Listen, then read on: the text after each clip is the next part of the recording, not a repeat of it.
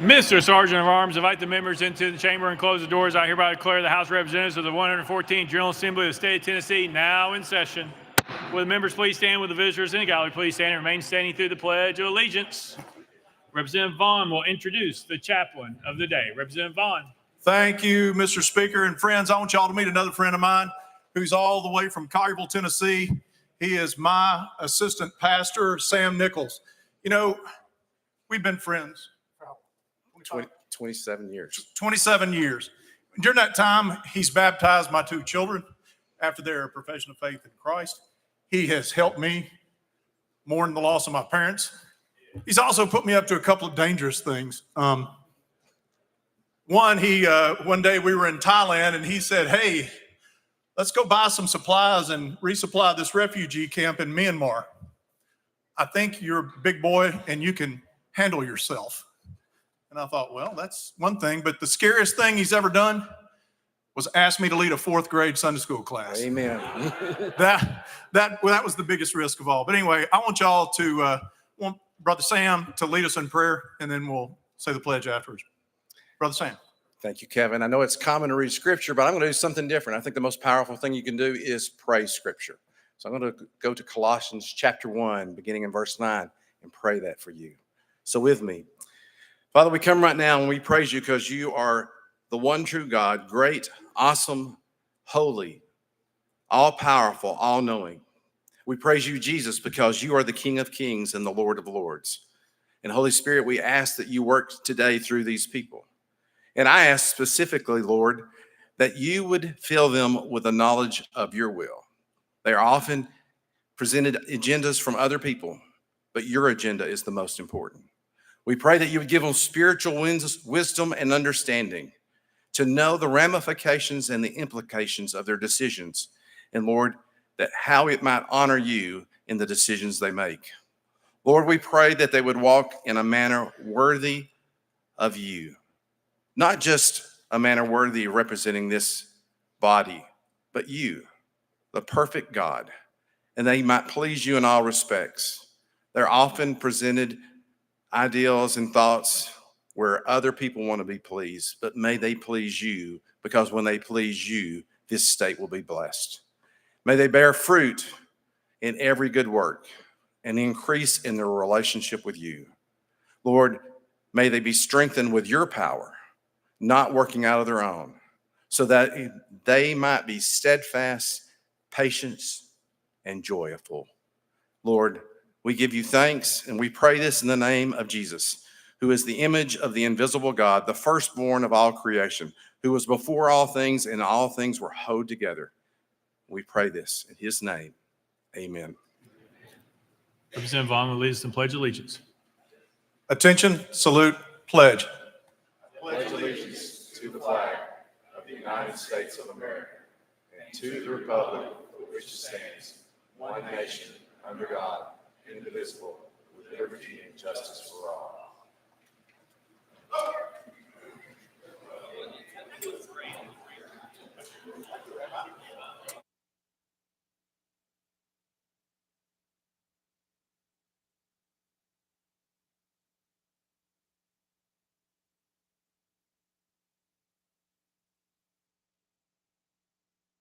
Ms. Clerk, please take the roll. Roll call.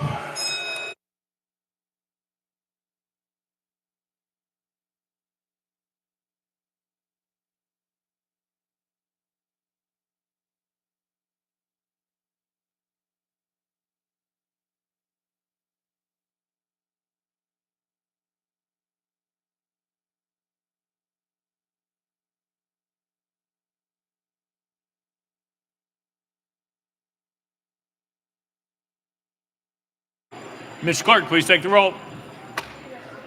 Mr. Speaker, 93 members present. Let the journal reflect Representatives Garrett, Grills, and Raper are excused. Next order, Mr. Clerk. Welcoming, honoring, and announcements. Welcome our announcements. We do have presentations, so just hang with us.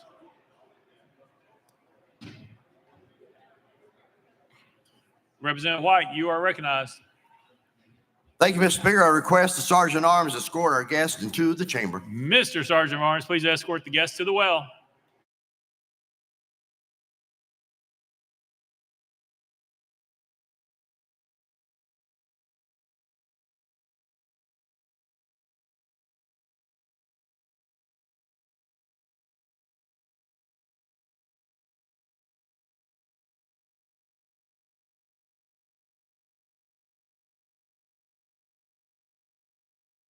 Representative White, you are recognized.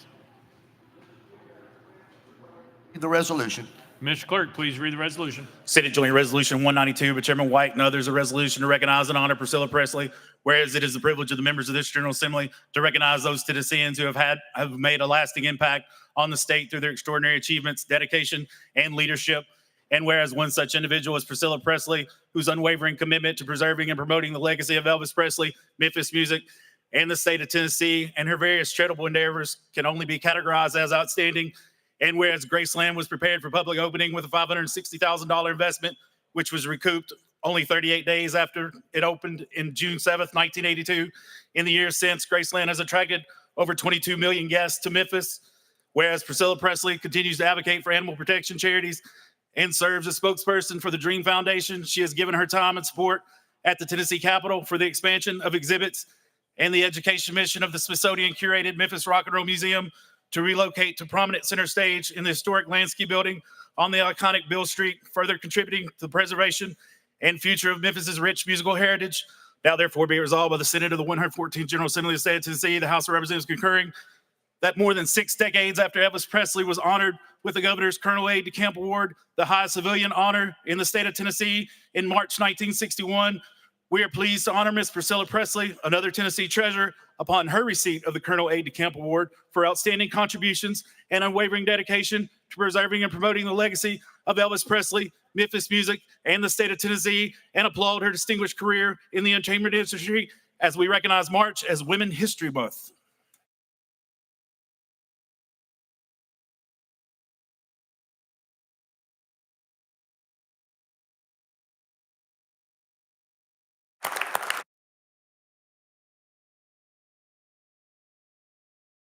Representative White, you're recognized. Thank you, Mr. Speaker. It's indeed my honor to be able to stand here alongside Miss Priscilla Presley.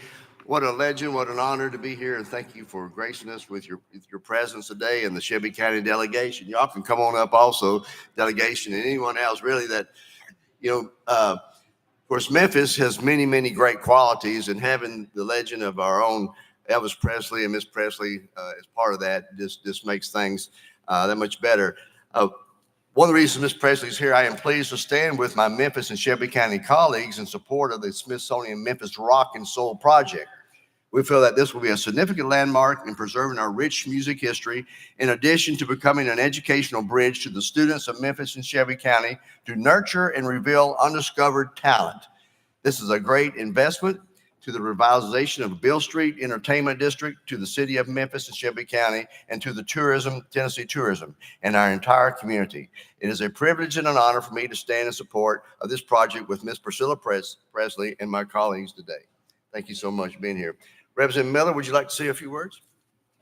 Representative Miller. Thank you, Mr. Speaker. Mr. Speaker, the actual proclamation resolution was probably 4 pages long. So it's so much more to Miss Presley, but we just didn't have that kind of time. So because of the iconic, the talented, the beautiful, and the first lady of Memphis music, I would say Memphis music, Tennessee-wide, Miss Presley. At this time, Mr. Speaker, I think Miss Presley wants to have a few words with us. Ms. Priscilla, you're recognized.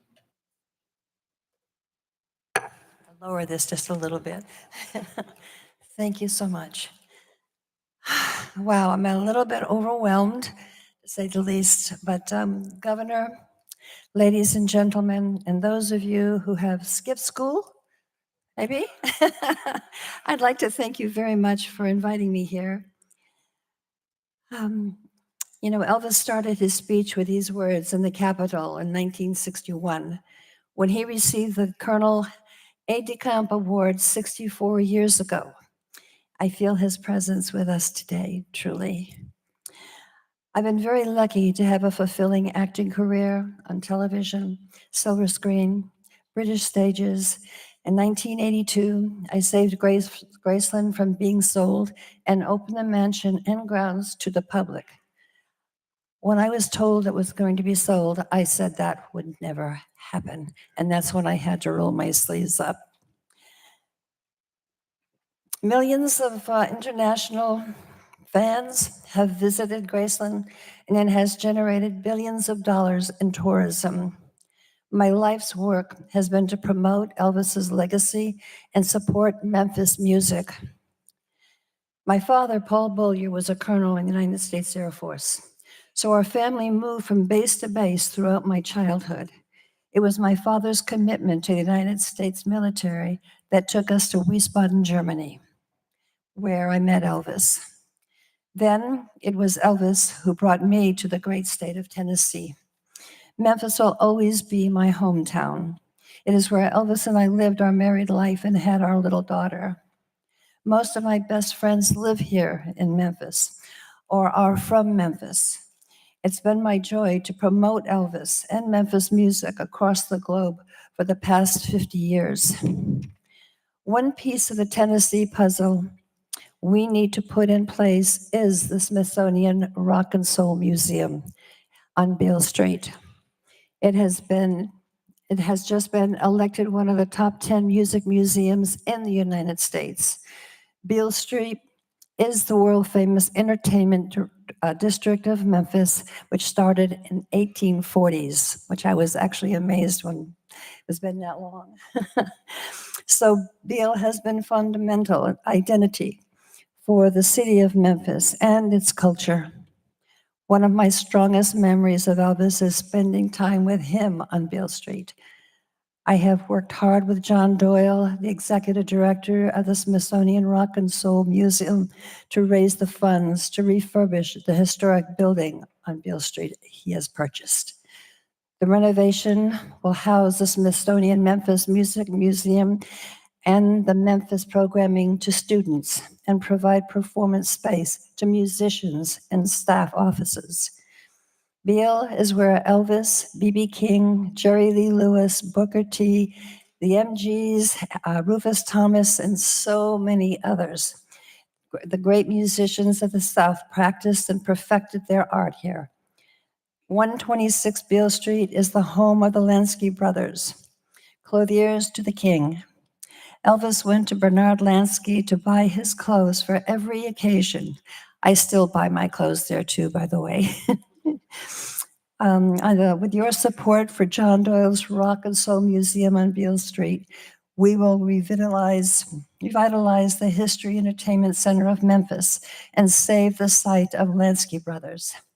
Beale Street is a cornerstone of Tennessee tourism. Graceland and Beale Street are the international music magnets of Memphis. Just ask anyone across the globe. I am counting on your vote to give us the funds to open the Rock and Soul Museum at 126 Beale Street. We must do this for the state of Tennessee. I want to end my remarks as I begin by quoting Elvis with his closing words for this same award in 1961. I am very proud to be here from the state of Tennessee. I will always call this my home. I hope I can live up to this honor. I will try my very best. God bless you all. God bless me and guided me through my career. Thank you very much.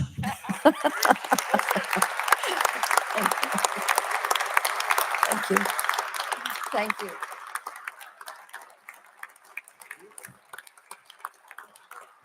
No, you wait right here. I think we got a proclamation. Also, any member that after we have a great proclamation form, where there's this iconic picture that you want to see, the one of you and Elvis and Lisa Marie on the front. I remember it was 1968, and I was a senior in high school, and one of my close friends was dating someone in your family, and yes.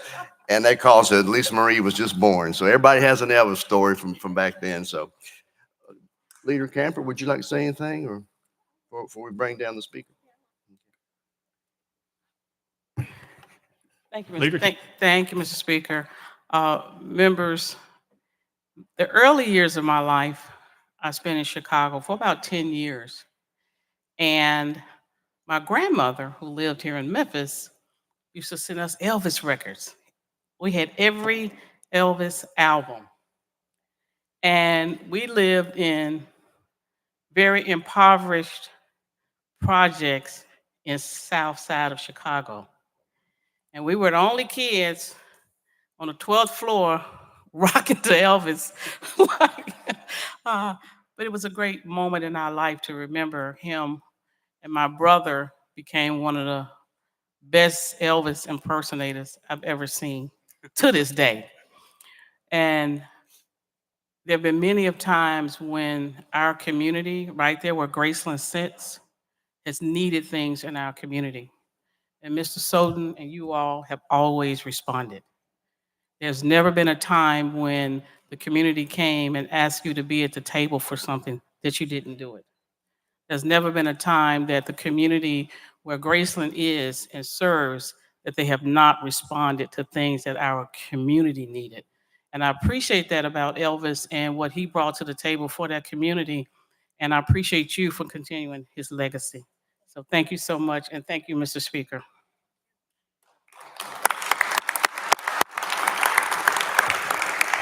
Mr. Speaker, would you join us for a photo op? And anyone?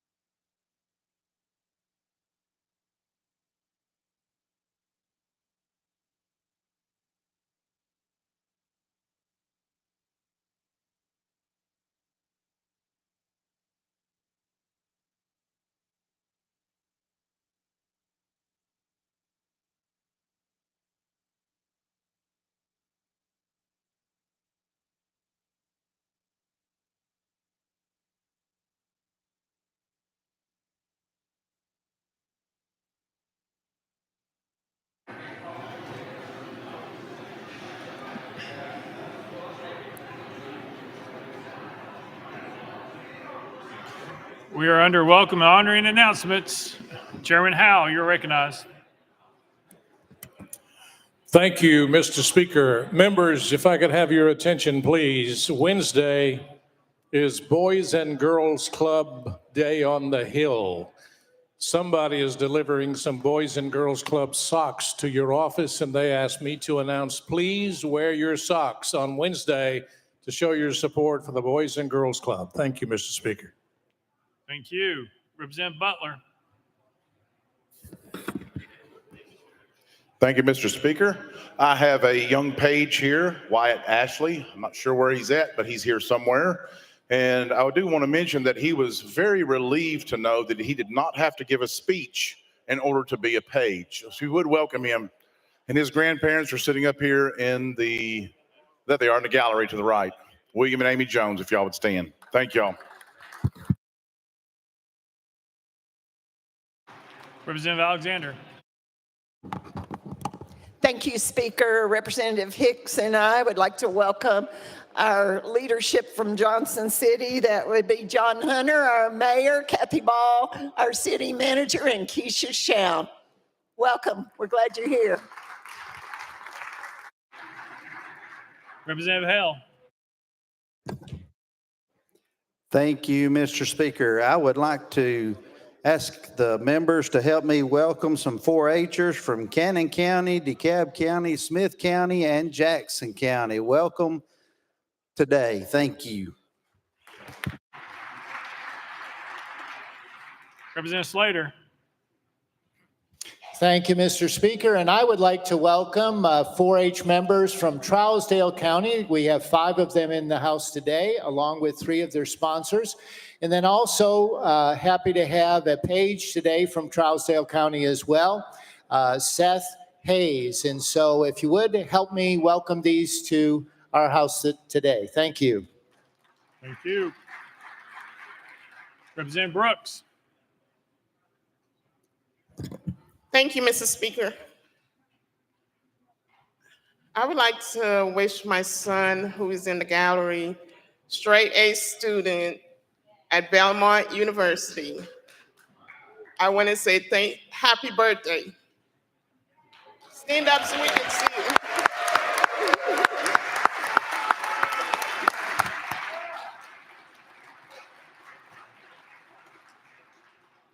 Representative Mayberry.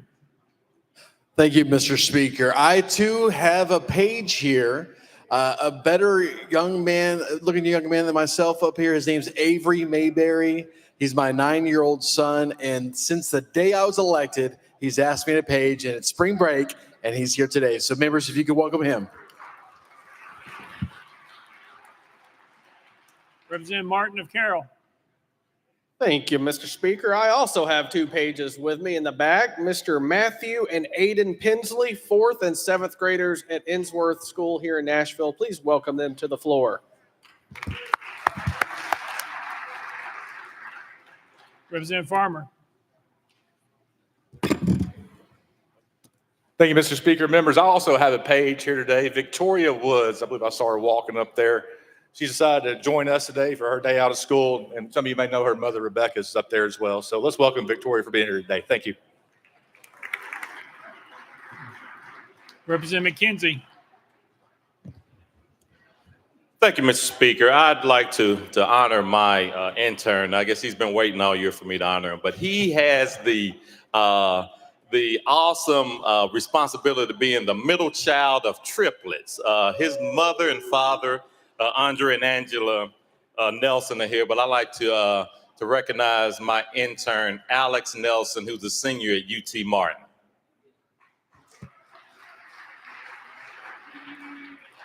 Representative Love. Thank you, Mr. Speaker. Members, there is a organization of women here in the Legislative Lounge, the Links Incorporated. As you know, every year they have a reception for us, and tonight their reception is at Spencer Fane, 511 Union Street, 1000. So let us welcome them to our session tonight, everybody. Let's give them a hand. Representative Burkhart.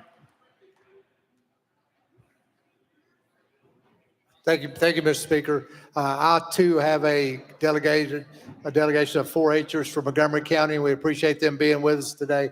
Thank you very much for Section 6.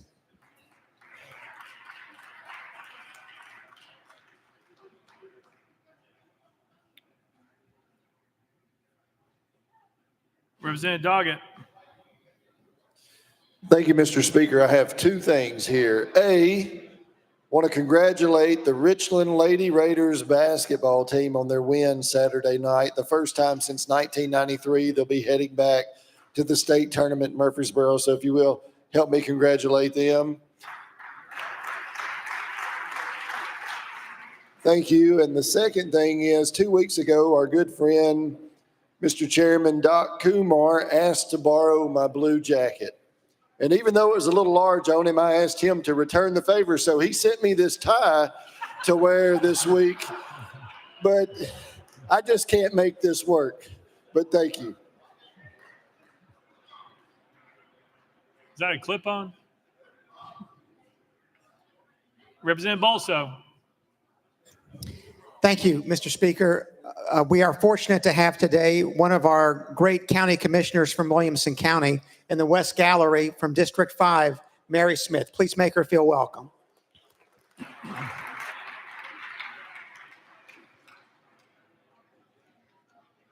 Representative Hicks of Hawkins.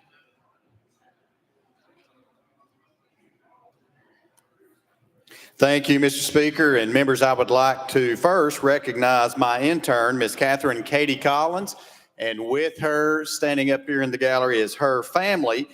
She has her mother, Miss Mary Collins, as well as her grandmother, Miss Stacia Daniel.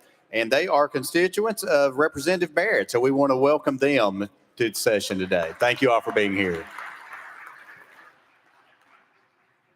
Representative Ashley. Thank you, Mr. Speaker. We have some 4-H members from Sevier County and Cocke County, and on behalf of Representative Faison and Farmer, we'd like to welcome them to the House floor today.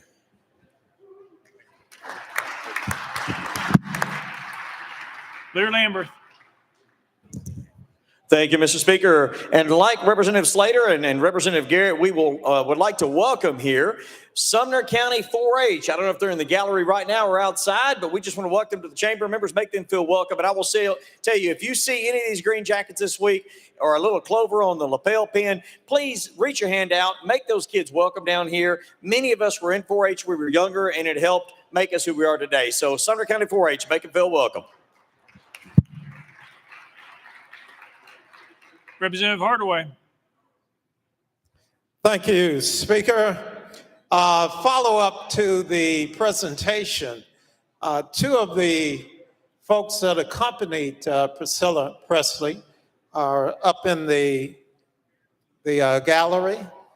J.W. Gibson, a noted philanthropist and businessman out of Memphis, Shelby County, and also Danielle Inez, a community leader and advocate, a strong advocate for women's rights.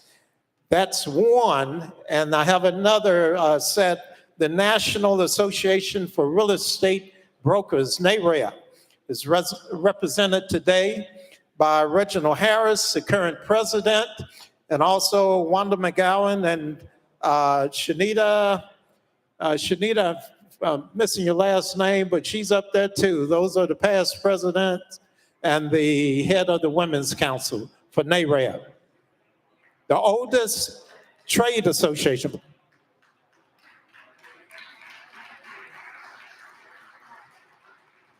Representative Haston. Thank you, Mr. Speaker. Please help me welcome the 4-H groups from Henderson County and Perry County. Thank you. Representative Fritz. Thank you, Mr. Speaker. Would like to welcome the 4-H group from Roane County. Give them a big hand. Thank you. Representative Butler. Thank you, Mr. Speaker. I also have a 4-H group, Overton County 4-H. I'm not sure they've made it up into the gallery yet, but I'd like to make them welcome this afternoon on the House floor. Thank you. Thank you. Representative Carringer.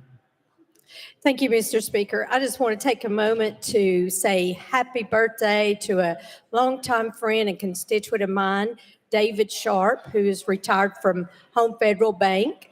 They're in my district in Knoxville. So happy birthday, David. Leader Cochran. Thank you, Mr. Speaker. I'm not sure where in the gallery they are seated, but I was just informed that I have delegates from McMinn and Monroe County 4-H. So if you're in the gallery, stand up and wave. We're happy to have you too. Thank you. Representative Harris. Thank you, Mr. Speaker. Members, join me in wishing a very happy birthday to two Shelby County champions, Representative Larry Miller and to Representative Mark White, as they will be celebrating birthdays on tomorrow. Chairman Faison. Thank you, Mr. Speaker. Members, we do have an NBA star in the House today. Representative Kirk Hastings, not only an NBA star, but he was born today. Well, he used to be in the House. Look up. Can y'all see him anywhere? Well, anyway, when you see Representative Hasten, let him know you're glad they're here. And also, we missed that Jefferson County 4-H is here. Representative Farmer and I wanted you to know that. Thank you, Mr. Speaker. Thank you. Leader Camper at Chairman Faison's desk. Thank you, Mr. Speaker. Mr. Speaker, members, tomorrow night will be the Capitol Jam. And it's from 5:30 to 7:30. And because the Leatherettes performed so well in years past, we've been brought out of retirement. So tomorrow, Leader Camper and the Leatherettes will be performing, and we are indeed the opening act. So you need to be there early so you can see the Leatherettes. Chairman Faison is going to give you some additional details. We just want you to come and enjoy all of your colleagues and their musical talent or the lack thereof. See you tomorrow night at 5:30 at TPAC, main stage at TPAC. It's a big deal, y'all. Representative Chaplain. Off. All right. Representative Chisholm. Thank you, Mr. Speaker. I too want to wish a happy birthday to one of our members. On Wednesday, Representative Tory Harris will be celebrating his 13th birthday. So let's give him a hand, ladies and gentlemen. Representative Kumar. Thank you, Mr. Speaker. Is Chairman Doggett still in the House? The suggestion from my colleague, Representative Butler, was that necktie will work just fine if he wears a vest.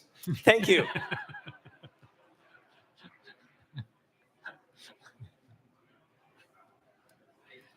Representative Shaw. Thank you, Mr. Speaker. I'd like for the House to help me make welcome 4-H delegates from Haywood County, Hardeman County, and Madison County. They are somewhere in the building, and I understand that the Haywood County Choir is going to be opening up in the Senate at 4 o'clock this afternoon, if you'd like to hear them. Thank you very much. Representative Vaughn. Vaughn. Thank you, Mr. Speaker. I would be remiss if I didn't report that 36 years ago tomorrow, I married my first wife, Jonabelle Duggar. I'm still married to my first wife. But anyway, 36 years was a long time for her to put up with me. And if it weren't for her, I wouldn't be here. So anyway, happy anniversary, dear. I hope this suffices for a present.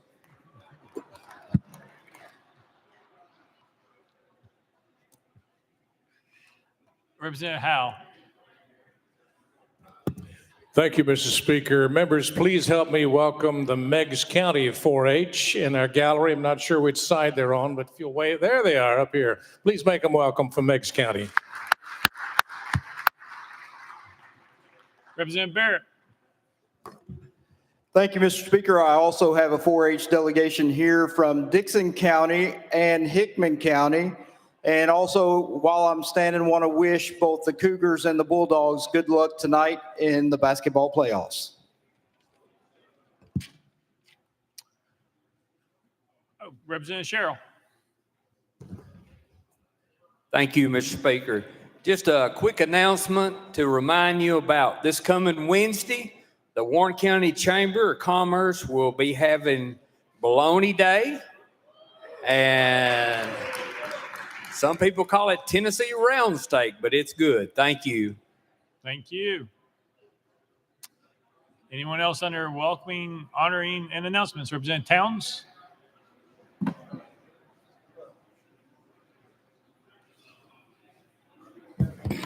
The bridge. Mr. Speaker, thank you. Mr. Speaker, I was trying to get Reverend Love over here to talk about him taking the pilgrims down to the Pettis Bridge. Have you talked about it already? And as it relates to voters' rights and petitioning the country to do things that were going to be good for the country overall, he had an opportunity to go down there and told me just how fascinating it was.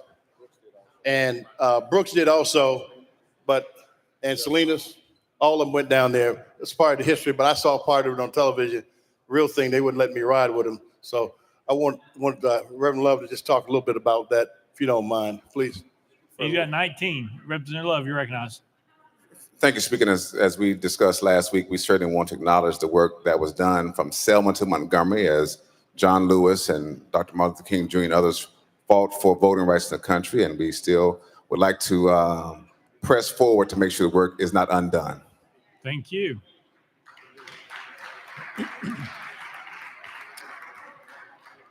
Anyone else?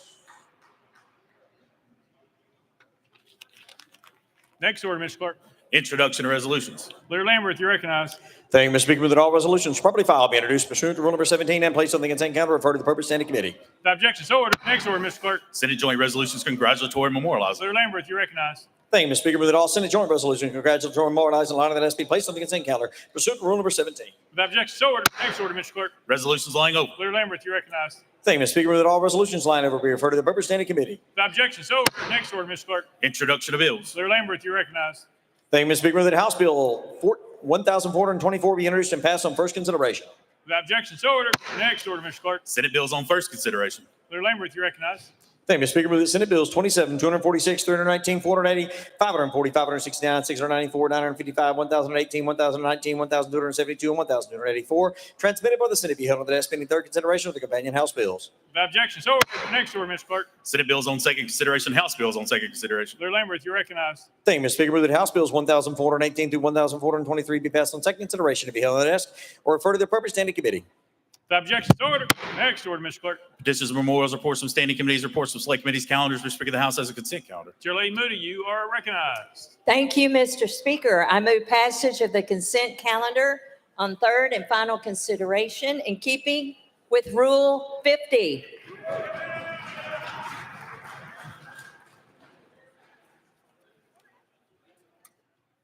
Chair Lady Moody moves passage of the consent calendar. Probably second. Mr. Clerk, any objections been filed? Mr. Speaker, item 18, House Joint Resolution 17 has been objected to by Chairman Clemens. Item 24, House Bill 115 has been objected to by Chairman Clemens. Item 27, House Bill 1320 has been objected to by Chairman Clemens. Item 29, House Bill 341 has been objected to by Chairman Clemens. Item 32, House Bill 501 has been objected to by Chairman Clemens. Item 35, House Bill 693 has been objected to by Chairman Clemens. Item 36, House Bill 1133. Item 37, House Bill 1143. Item 38, House Bill 1226 have all been objected to by Chairman Clemens.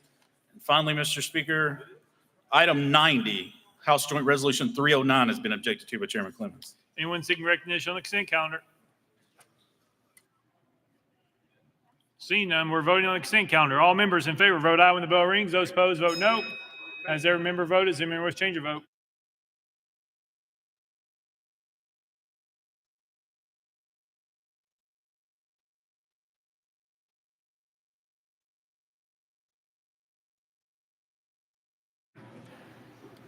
Mr. Clerk, please take the vote. Ayes 95, no nays. Having received a constitutional majority, I declare consent calendar passed without objection. Most read series table. Next order, Mr. Clerk.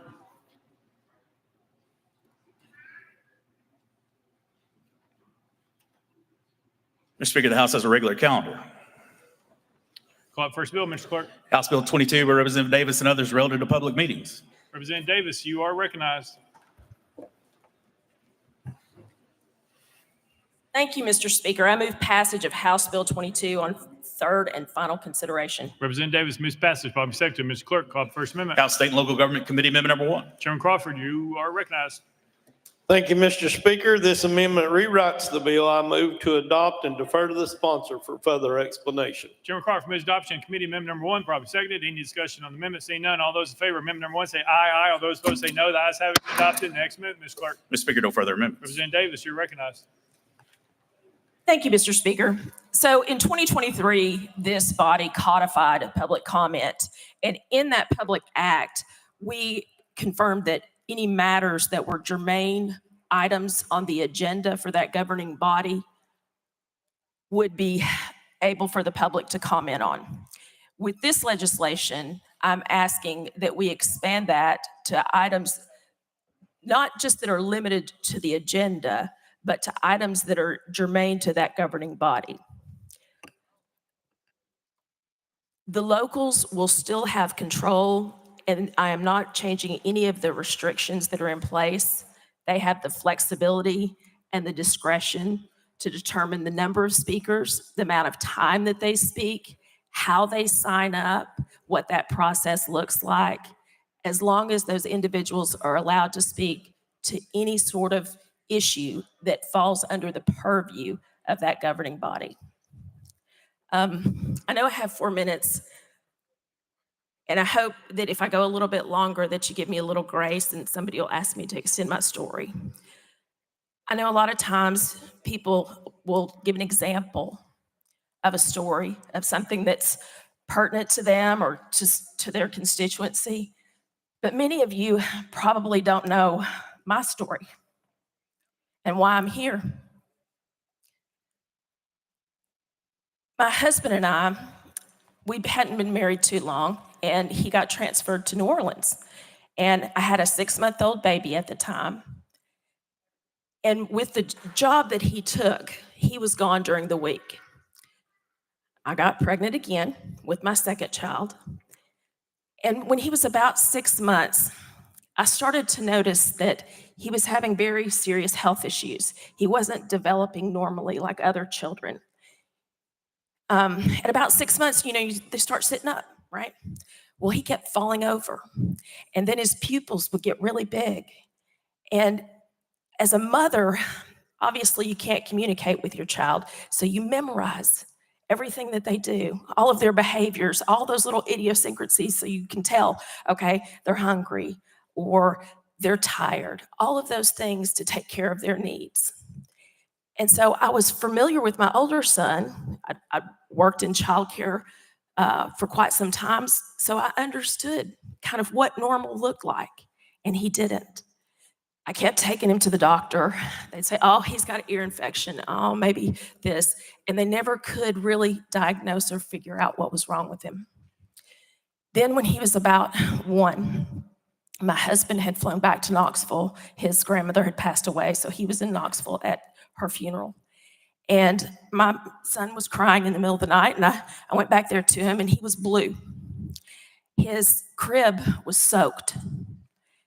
And I called the pediatrician line, and they told me to bring him in the next morning when their office opened. So I waited in their parking lot with my 2 babies until that door opened. And I brought him in, and I sat there in the waiting room and waited until 1 o'clock until they finally saw him. In the meantime, while I'm sitting there holding my son, whelps are coming up on his body. And so other parents are like, oh, does he have chicken pox or something? And I don't know. I don't know what's wrong with him. I can't show my fear because I've got my other older son who's only 16 months old, and I'm trying to just remain within myself. I finally see the pediatrician. He tells me to go to the hospital, and he's probably just dehydrated, and to get him rehydrated. I don't know where to go. He draws a little map on the back of a piece of paper. This was before GPS. And so I'm in a new city, don't know where the hospital is. I've got my 2 babies, and I'm all alone. I take him to the hospital. They put him on an IV, but it took him until 7 o'clock that night to put him on an IV, and they had to put it in his forehead because that was the only vein left that was open. It wasn't until probably close to midnight when there was a shift change, and an intern came in, and he listened to my story about how my son had been sick. He'd been throwing up, even though, and then he. All right, Representative Davis, hang on, we're on the list. Representative McKenzie, you're recognized.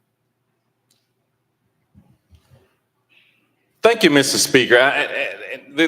I'm at a difficult point here because I don't think we got to what the bill was, and I understand the sponsor wanting additional time, but I guess at this point I'm I'm forced to talk about what's actually on this bill. So my question is, it sounds like to me, what this bill would do will let an arbitrary topic that may or may not be germane to the business that they have at hand. Like if they deal with garbage in East Tennessee and there's a garbage issue in Middle Tennessee, that they'll be able to talk about garbage at any particular time at as many as they want. That to me is a problem. And that's just one example. There's several other examples that we know are out there. But what I feel this bill would do is limit our locals. They make some really fundamental decisions. Which roads are getting paved, which sidewalks are going in. And it's a deliberative process.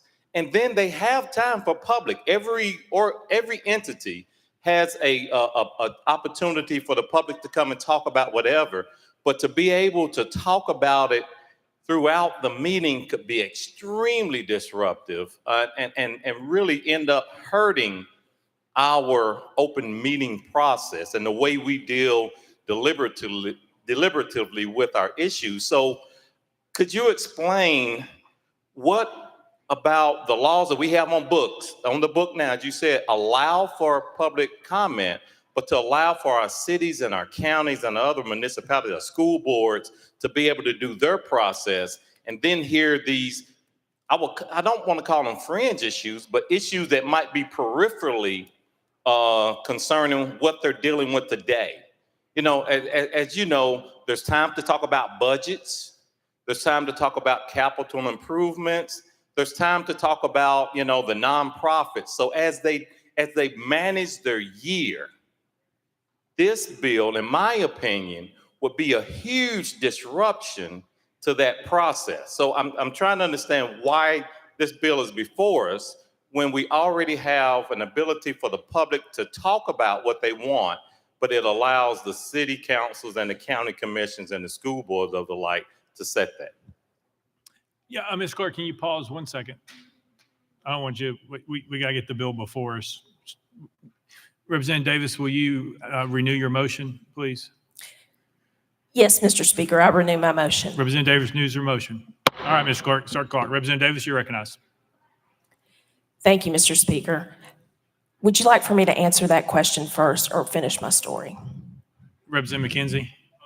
Unfortunately, the clock is ticking, and that's all I would like for you to answer the question. Again, I know this is kind of uncomfortable, but could you answer my question? Representative Davis. Thank you, Mr. Speaker. I will answer your question, and my story kind of does that, but I appreciate the question. The majority of our local governing bodies are bending over backwards to be incredibly responsive to our constituents and allow them to speak. There are, however, some bodies that are restricting their agenda items so that the constituents are not able to bring issues forward.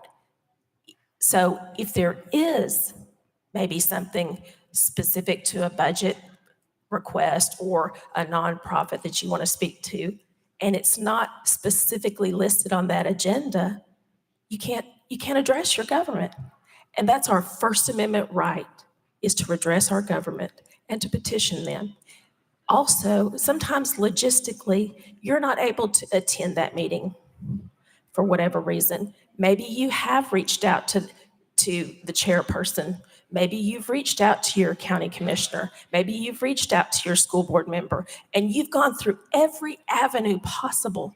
And the only option left for you is to come down and speak to it publicly.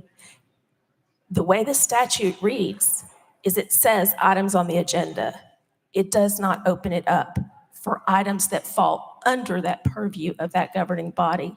And that's the concern, is that I've had numerous examples of people saying that they wanted to speak to items that were incredibly important to them, that those bodies could take action on, but unfortunately weren't able to do so because they were restricted with the agenda. Representative McKenzie. Thank you, Mr. Speaker, and I understand that, but every entity that I've dealt with, and you and I both been on bodies together, they have a point for open meetings. Even with our public, if people are coming, they don't let 20 speak, but Gotcha. All right.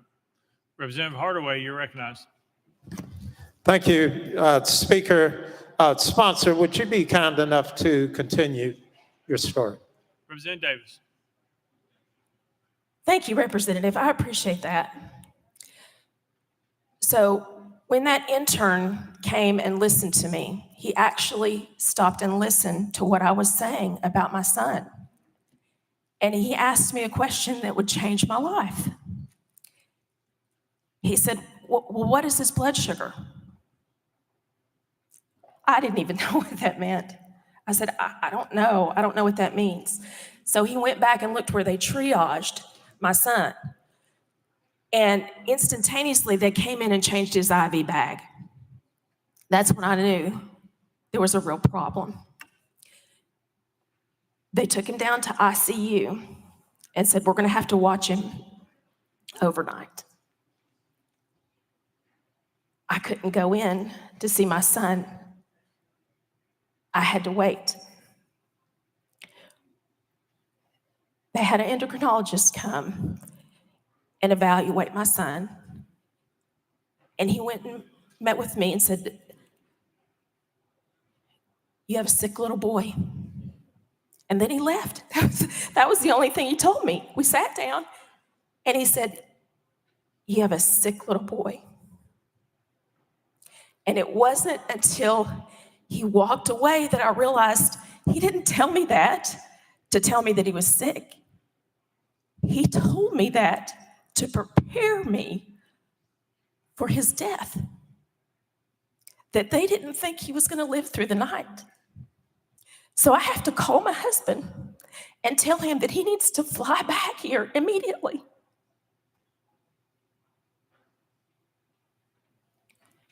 He came and he got my son, my older son, and I went to the waiting room in the ICU, and it was pitch black in there, and the families that were in there had the blankets, and it just looked like death. I mean, it just looked like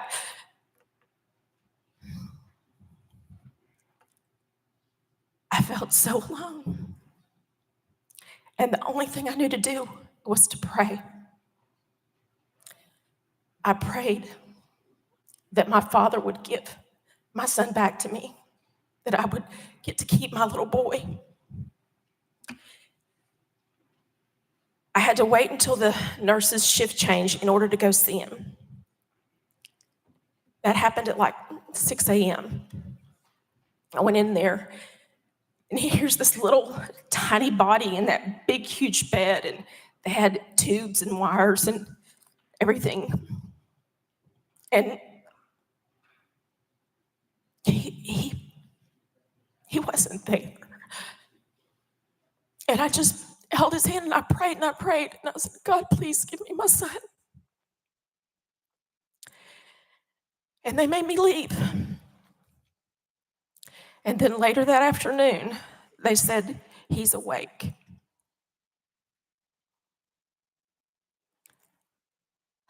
Then later that evening, they said, we can move him up to a regular room. We think it'll be okay. So they put him in a little crib and we went up to a regular room. Well, the next day, he kind of opened his eyes and looked at me. And the doctors came in and they talked to us and they said, he was very close to a diabetic coma. We really don't know if he has brain damage. We just don't know what's going to happen with your son. So I prayed again. I prayed for my little boy. And the next day, he sat up. And he looked at me. And he smiled. And I knew God had given me my boy back. And I was so grateful and thankful. And I promised that I would do everything in my power to always be his advocate. And that's why I'm here. I went to school boards. I went to county commission and served on county commission. It's led me here because there's not a nurse in every school. And I needed somebody to stand in the gap for my son. I needed them to be that safety net for him. I'm legally obligated to have him be educated, but when he crosses that threshold, I don't know if he's safe.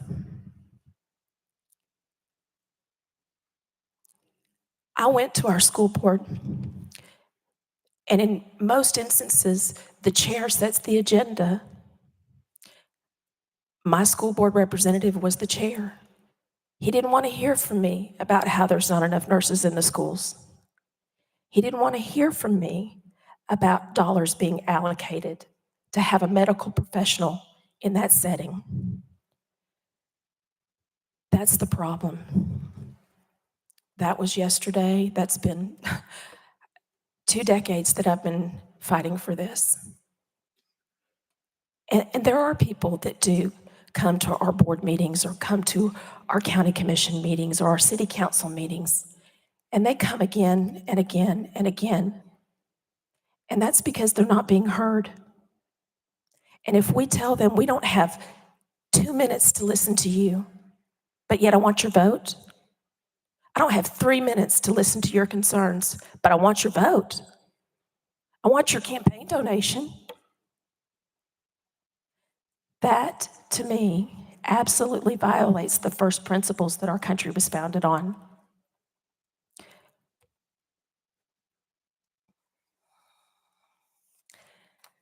We were given a book, a couple books. And in reading those books, it's The American Story, The Beginnings, written by David Barton and Tim Barton. They're quoted in there and saying, a strong past does not guarantee. Representative Todd. Thank you, Mr. Speaker. I would like to know more about that quote first, and I've got a question for you. Representative Davis. Thank you, Mr. Speaker.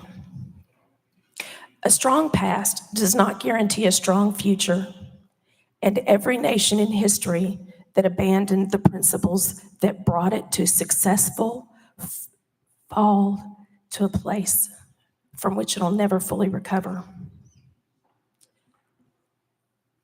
I'm afraid that if we don't remember who we serve and why we serve, that we'll fall.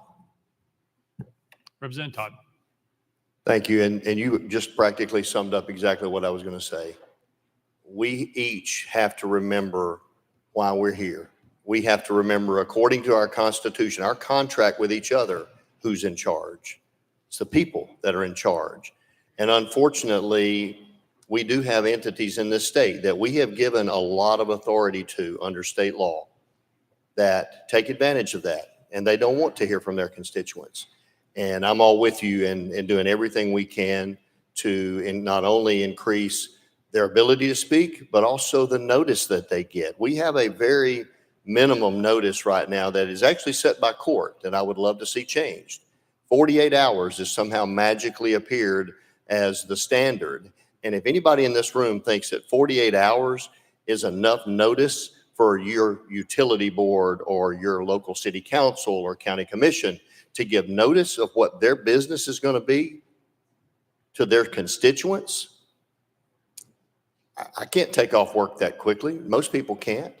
And some of these meetings are in the mornings, not after work necessarily. So there are a lot of things need to be changed, and I appreciate you bringing this to make one little tweak that I think will be for the people for sure. Thank you. Leader Lambert. Mr. Speaker, I was going to yield my time a few spots back just to allow for Representative Davis to share the remainder of her comments. So no further comment. All right. Representative Warner. Thank you, Mr. Speaker. My previous question. Previous question been called. Is there objection? Seeing none, we're voting. All those in favor of House Bill 22 as amended, vote aye when the bell rings. Those opposed, vote no. Has every member voted? Does any member wish to change their vote?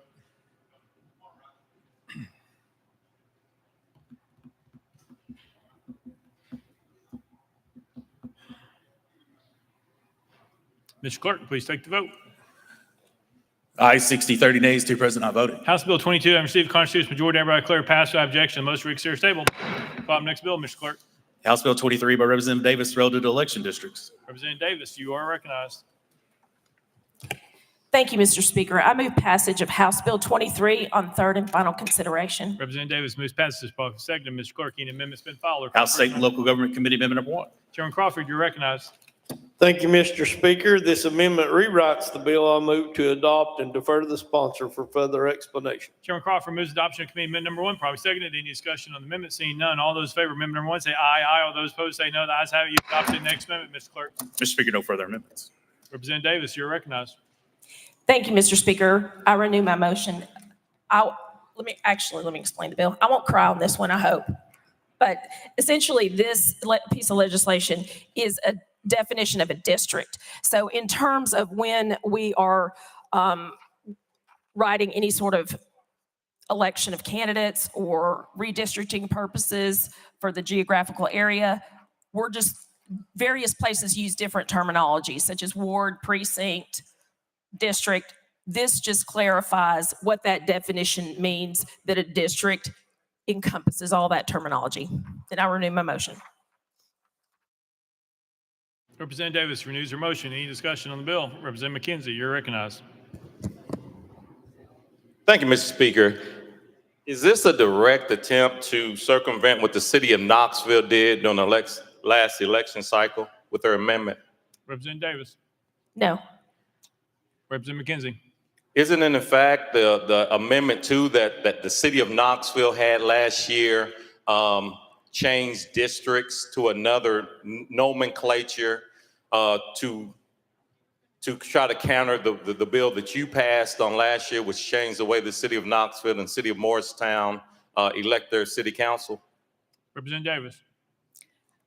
That might be your supposition. It is not mine. This is a district definition bill in terms of clarifying purposes for when we pass bills.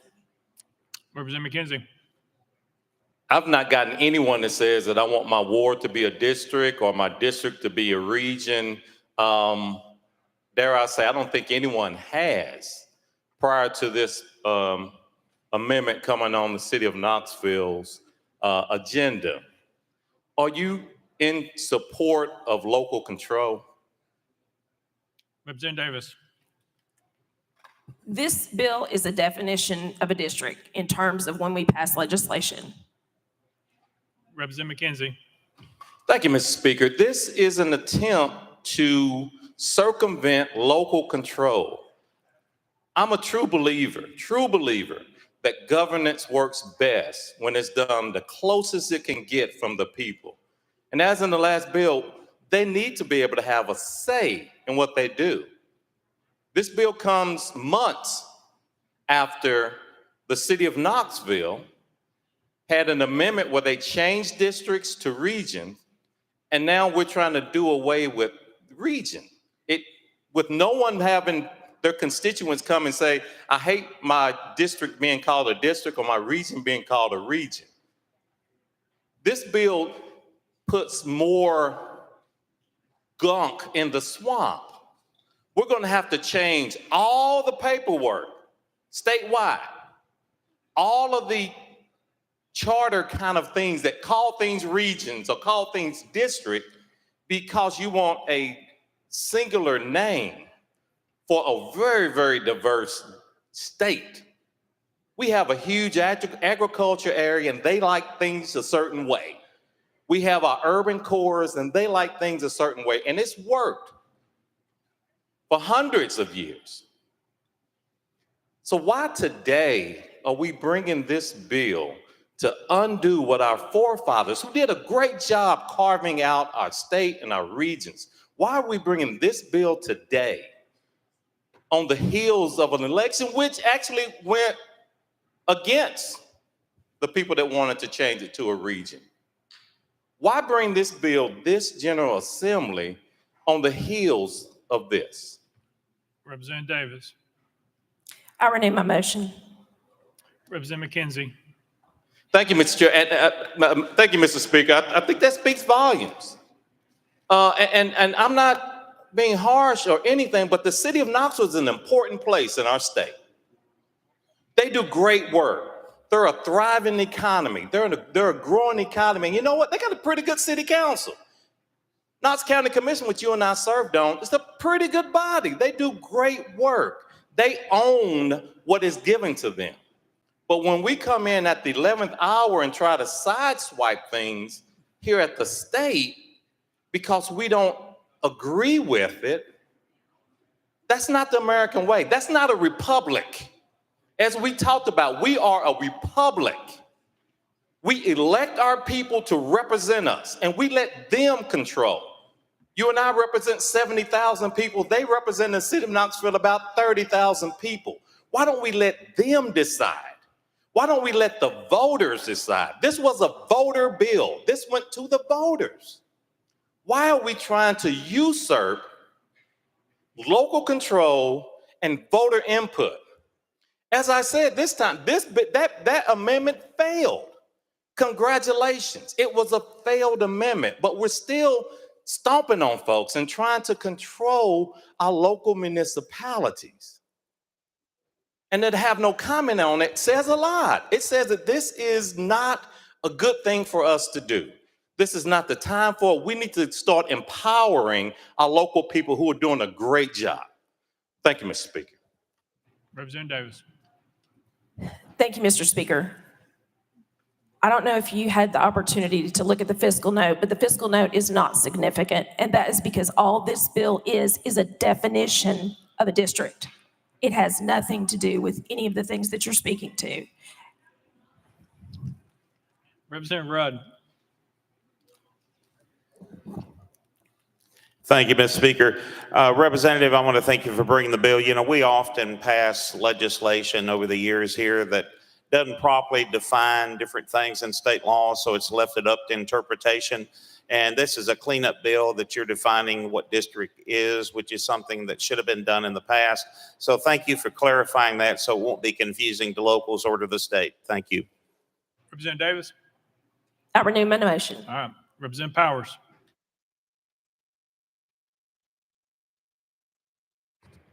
Thank you, Mr. Speaker. I move previous question. Previous question because of objection. Seeing none, we're voting. All those in favor of House Bill 23 as amended, vote aye when the bell rings. Those opposed, vote no. As every member voted, does any member wish to change their vote? Ms. Clerk, please take the vote. Ayes 71, 23 nays. House Bill 23 having received a constitutional majority, I hereby declare passed without objection. Most reconsider is tabled. Call up next bill, Mr. Clerk. House Bill 62 with Chairman Sapicki relative to athletic trainers. Representative Sapicki, you're recognized. Thank you. Thank you, Mr. Speaker. I move passage of House Bill 62 on third and final consideration. Representative Sapicki moves passage by second. Mr. Clerk, call up First Amendment. House Health Committee Amendment number 1. Chairman Terry, you're recognized. Thank you, Mr. Speaker. Move to adopt. Chairman Terry moves adoption of committee amendment number 1. Probably seconded. Any discussion on the amendment? Seeing none, all those in favor of committee amendment number 1 say aye. Aye. All those opposed say no. The ayes have it. You adopted. Next amendment, Mr. Clerk. Mr. Speaker, no further amendments. Representative Sapicki, you're recognized. Thank you, Mr. Speaker. I renew my motion. Representative Sapicki renews the motion. Any discussion on the bill? Representative Shaw, you're recognized. Thank you, Mr. Speaker. Mr. Sponsor, would you kind of tell us exactly what this bill does? I had some feedback yesterday from a coach, and I'd like to hear your explanation, please. Representative Sapicki. Thank you, Mr. Speaker. What this bill does verbatim, it authorizes an athletic trainer who has obtained the proper training and certification to use dry needling and other physical modalities for the prevention, recognition, evaluation, management, disposition, rehabilitation, and treatment of athletic injuries. It clarifies that the practice of dry needling by an athletic trainer does not constitute the practice of acupuncture. It authorizes the Board of Athletic Trainers to promulgate rules to allow the practice of dry needling. It also requires the board to establish minimum competency requirements that an athletic trainer must demonstrate in order to practice dry needling, including at least 24 hours of dry needling specific instruction and 50 hours of additional instruction. It requires the board to approve the schools and the organizations that provide for such instruction, and it takes effect September 1st of 2025. Representative Shaw. Thank you, Mr. Speaker. Have you had any feedback from those in the athletic field about this particular legislation? Representative Spicky. Thank you, Mr. Speaker. Yes, I have. This bill came to me from the University of Memphis football program. As you know, there's a member of my family who plays football down there, and they use dry needling techniques on their athletes to help them recover quickly. And there was an Attorney General's opinion letter that kind of put that into question of whether or not they could continue to do it. So they erred on the side of caution and asked the General Assembly to come forward and make sure that there are requirements for athletic trainers to be able to do dry needling so they can make sure our athletes are safe. Representative Shaw. Thank you for your comment. Thank you. Representative Lynn. Thank you, Mr. Speaker, and I apologize for being out of order, but Wilson County 4-H has just joined us. Please help Representative Boyd and I welcome them to the chamber. Thank you.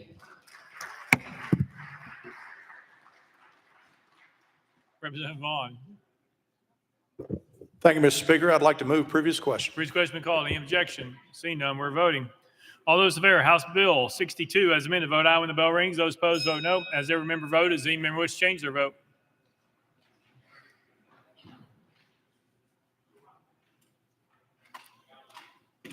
Mr. Clerk, please take the vote.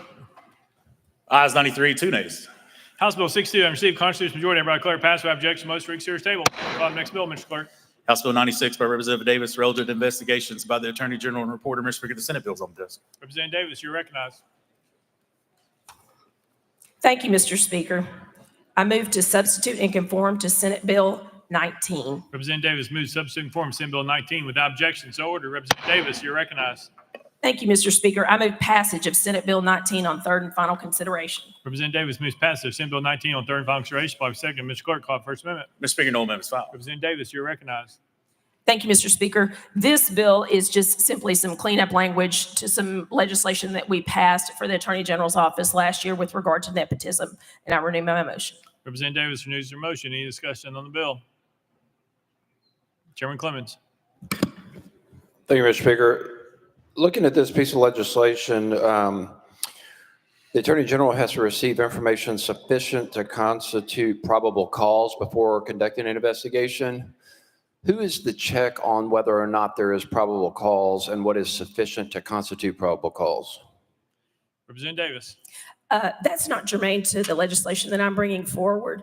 The only thing that I'm changing in this piece of legislation is we're removing the word "and" in section A and changing that to "or both." Then if you look at section A, number 1, we're adding the word "and." And then in section 2, we're changing the word "and" to "or." And that's what this piece of legislation does. Chairman Clemens. Thank you, Mr. Speaker. I appreciate that. But here in A1 that has "and" at the end of it, says the Attorney General and Reporter receives information sufficient to constitute probable cause to investigate. So my question is, what is sufficient to constitute probable cause, and who is the check on the Attorney General if he abuses that discretion? Representative Davis. That's something that you'll need to take up with the Attorney General's office. This legislation deals with cleaning up the statute in terms of adding the word "or both," adding the word and changing the word "and" to "or." It's very simple cleanup language with regards to the nepotism statute. Chairman Clemens, you're recognized. Thank you, Mr. Speaker. So why are we adding "and" at "or"? Representative Davis. Thank you. So when this legislation passed, the way that the phrasing is, you would have to, it wouldn't separate out where if the district attorney had any sort of conflict with regard to nepotism, that's where we're creating that separation. So both of those prongs would have had to been completed for the Attorney General instead of separating them out. Both 1 and 2 would have to be instead of "or." So whereas before, if there was a conflict with regard to nepotism, all of those things had to be true. So we're adding it to where you can separate them out, and "or." Chairman Clemens. No more. Thanks. Representative Johnson.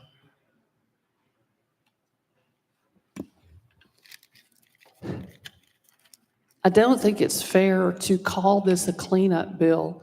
When you change and to or, it means something different. And or do not mean the same thing. So it makes the bill different. Don't mean the same thing. And means both or all, or means one or the other. You are changing what it does because the words mean two different things.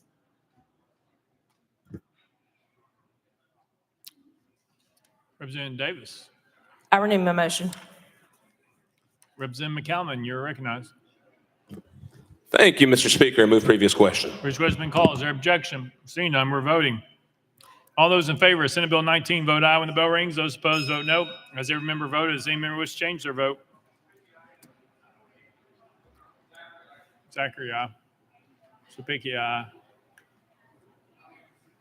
Camper, no. Mr. Clerk, please take the vote. Aye 73, 22 nays. Senate Bill 19 having received a constitutional majority, everybody declare passed without objection. The motion reconsider is tabled. Call the next bill, Mr. Clerk. House Bill 120 by Chairman Halsey and others related to criminal offenses. Representative Halsey, you're recognized. Thank you, Mr. Speaker. Move passage of House Bill 120 on third and final consideration. Chairman Halsey moves passage. Probably seconded, Mr. Clerk. Are there any amendments being filed? Mr. Speaker, no amendments filed. Chairman Halsey, you're recognized. Thank you, Mr. Speaker.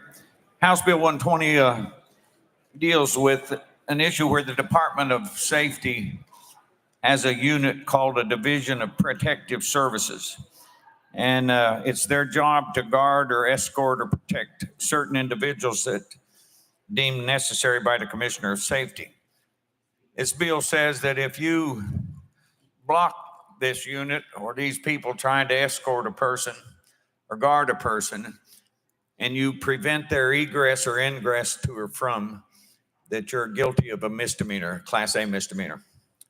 If you do it with a threat against the person that they're escorting, it bumps it to a Class E felony.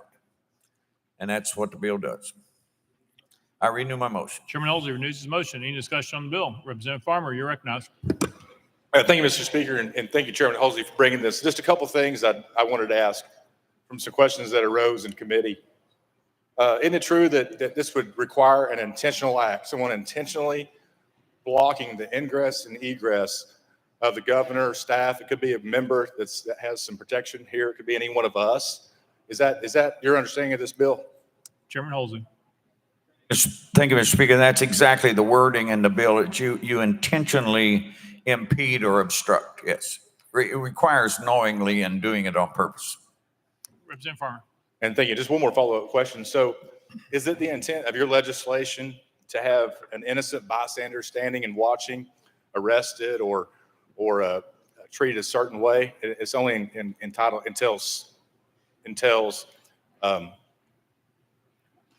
direct acts like that are intentional acts. Excuse me. This only requires intentional acts. So an innocent bystander wouldn't be arrested or treated in any sort of certain way unless they acted intentionally. Correct?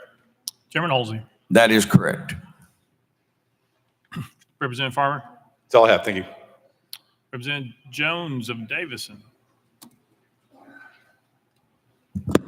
Thank you.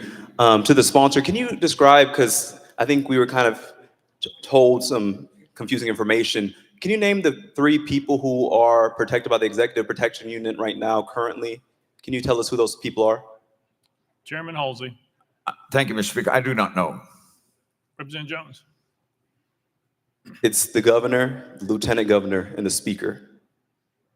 And so one of the concerns with this bill is that we've seen this increasing policing of our legislature. I was an undergraduate here when Speaker Harwell was here. She had 1 security guard. Speaker Cassada had 1 security guard. This is the speaker who has a whole entourage and has to have more than 1 security guard who are unidentified. And so as people are walking through, this is saying you have to clear the way to protect his ego maybe, but it's not about protecting the safety in this building. And so the concern with this, and we had members of the public come to the committee, are that if people are walking by you will charge them with a crime if they just don't move out the way of an unidentified person here who has no law enforcement badge on. They don't have a uniform on. They're wearing suits like everyone else in this building. And so this just seems like we're trying to more and more make this place into a palace or into a private club and not the people's house. I mean, I've never seen so many troopers outside. The Senate doesn't have troopers like us outside, but the House does. The Senate doesn't have ropes outside, but the House does. The Senate doesn't have troopers outside their committee rooms, but the House does. The Lieutenant Governor, Randy McNally, has one security guard. This speaker has multiple. This is about creating this feeling of making people feel unwelcome in the legislature. And can you justify why it is necessary? Has there been any cases where this has been necessary to your knowledge, Representative Holsey? Chairman Holsey. I'm not, I don't recall any right off the top of my head. By the way, you said that the unit was made up of 3 people. It's not. It's made up of law enforcement and troopers. Representative Jones. To my friend Representative Jose, what I said is that they protect 3 people who you were not aware who they were protecting. So you have a bill that you don't know what it's pertaining to, which is pertaining to the Executive Protection Unit, which protects 3 people. So I don't know where this bill came from, but obviously you were not informed of what this unit does. And that's concerning to me. We should know what's in our legislation. And so this is about protecting 3 people with the Executive Protection Unit. Each of us here receive threats. Each of us here have seen the Proud Boys out here with guns, and we don't have private security. We don't have anybody here to say, you know, where your safety would be maintained. But we've given it to 3 individuals, one who's in this room, which is what I'm calling out. And so my concern is that these people who come here, I've seen grandmothers who've tried to navigate the gallery with this new security system. One grandmother, 80 years old, fell down because of how Representative Jones, we're talking about the EPU. You're not talking about troopers. You've gone a little off target. So you can get it back to the topic, which is the EPU, or we can end this conversation. Representative Jones, you're recognized. Thank you. I was trying to follow Representative Davis's precedent, but I will try and maintain within the parameters. And so the concern is that this is a unit within the Tennessee Highway Patrol. This is a unit within the Department of Safety, so it is connected. In fact, if your security, who are not private security, but who are paid for by the public taxpayers of Tennessee, make an arrest, they will work with the people who are uniformed outside. They're the same department. So again, do we not know what this bill is about? That's my concern, is that this is about making it more welcoming for people to be here. We've seen people drugged from committee rooms. We've seen people, you know, cleared out and pushed out with these ropes, can't even navigate, tripping, finding some safety hazards. And now we're gonna have a new rule that says if you don't clear the way for the speaker, then you will be charged with a crime. That is wrong.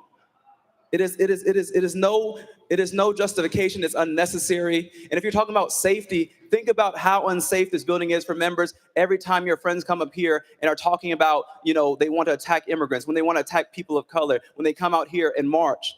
And yet we don't require any extra security. Representative Jones, you're out of order. You're off topic. We're moving on. Representative Mitchell, you're recognized. I would thought so. You would too. Representative Davis, your name was called. Thank you, Mr. Speaker. And to the sponsor, thank you for bringing this piece of legislation. I think it's incredibly important to ensure the safety of 3 of the most important men in our state. I have personally witnessed and have been a part of and felt unsafe a lot of times down here. In fact, there was a time when Officer Heatherly of the Highway Patrol had to clear the bathroom for me so that I could safely use the restroom. I had people spitting on me in my face, telling me that they couldn't wait till my children died so they could spit on their graves. So thank you very much to the sponsor for protecting those gentlemen. Representative Holsey. Thank you, Mr. Speaker. I renew my motion. Chairman Holsey renews his motion. Any further discussion? Seeing none. Oh, Representative Russell, you're recognized. Thank you, Mr. Speaker. I want to thank the sponsor for bringing this bill. It's a common practice that the Secret Service does this exact same thing and it's to prevent people from throwing coffee on the Speaker of the House as it was done just a few years back. So thank you, Mr. Sponsor. All right, any further discussion? Seeing none, any objection to the question? Seeing none, we're voting. All those in favor of House Bill 120, vote aye when the bell rings. Those opposed, vote no. Has every member voted? Does any member wish to change their vote?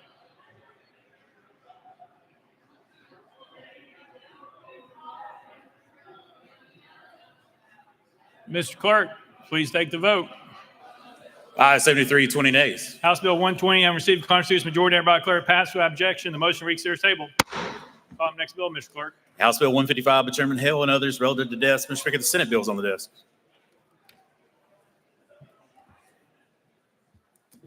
Representative Hell, you're recognized. Thank you, Mr. Speaker. I move to substitute and conform to Senate Bill 668. Representative Hell moves to substitute and conform to Senate Bill 668, probably seconded without objection. So ordered. Representative Hell, you're recognized. Thank you, Mr. Speaker. I move passage of Senate Bill 668 on third and final consideration. Representative Hell moves passage of Senate Bill 668 on third and final consideration, probably seconded. Mr. Clerk, call the First Amendment. House Health Committee Amendment number 1. Chairman Terry, you're recognized. Thank you, Mr. Speaker. Move to adopt. Chairman Terry moves adoption of House Committee Amendment number 1, probably seconded. Any discussion on the amendment? Seeing none, all those in favor of Committee number 1 say aye, aye. All those opposed say no. The ayes have it. Adopted. Next amendment, Mr. Clerk. Mr. Speaker, no further amendments. Representative Hell, you're recognized. Thank you, Mr. Speaker. Current law permits a registered nurse employed by a hospital, nursing home, or assisted living facility to pronounce death, provided that the individual is a patient at the facility and that the death is anticipated and the physician has an agreement with the facility to sign the death certificate. This bill seeks to remove the term anticipated from the death pronouncement process for RNs. This bill, as amended, removes the term anticipated for pronouncements for an RN in a hospital, nursing home, or assisted living facility. The amendment further clarifies that the county medical examiner retains the ability to investigate the circumstances of death already described in law. With that, I renew my motion. Representative Hell renews his motion. Any discussion on the bill? Seeing none, any objection to the question? Seeing none, we're voting. All those in favor, Senate Bill 668 as amended, vote aye when the bell rings. Those opposed, vote no. Has every member voted? Does any member wish to change their vote?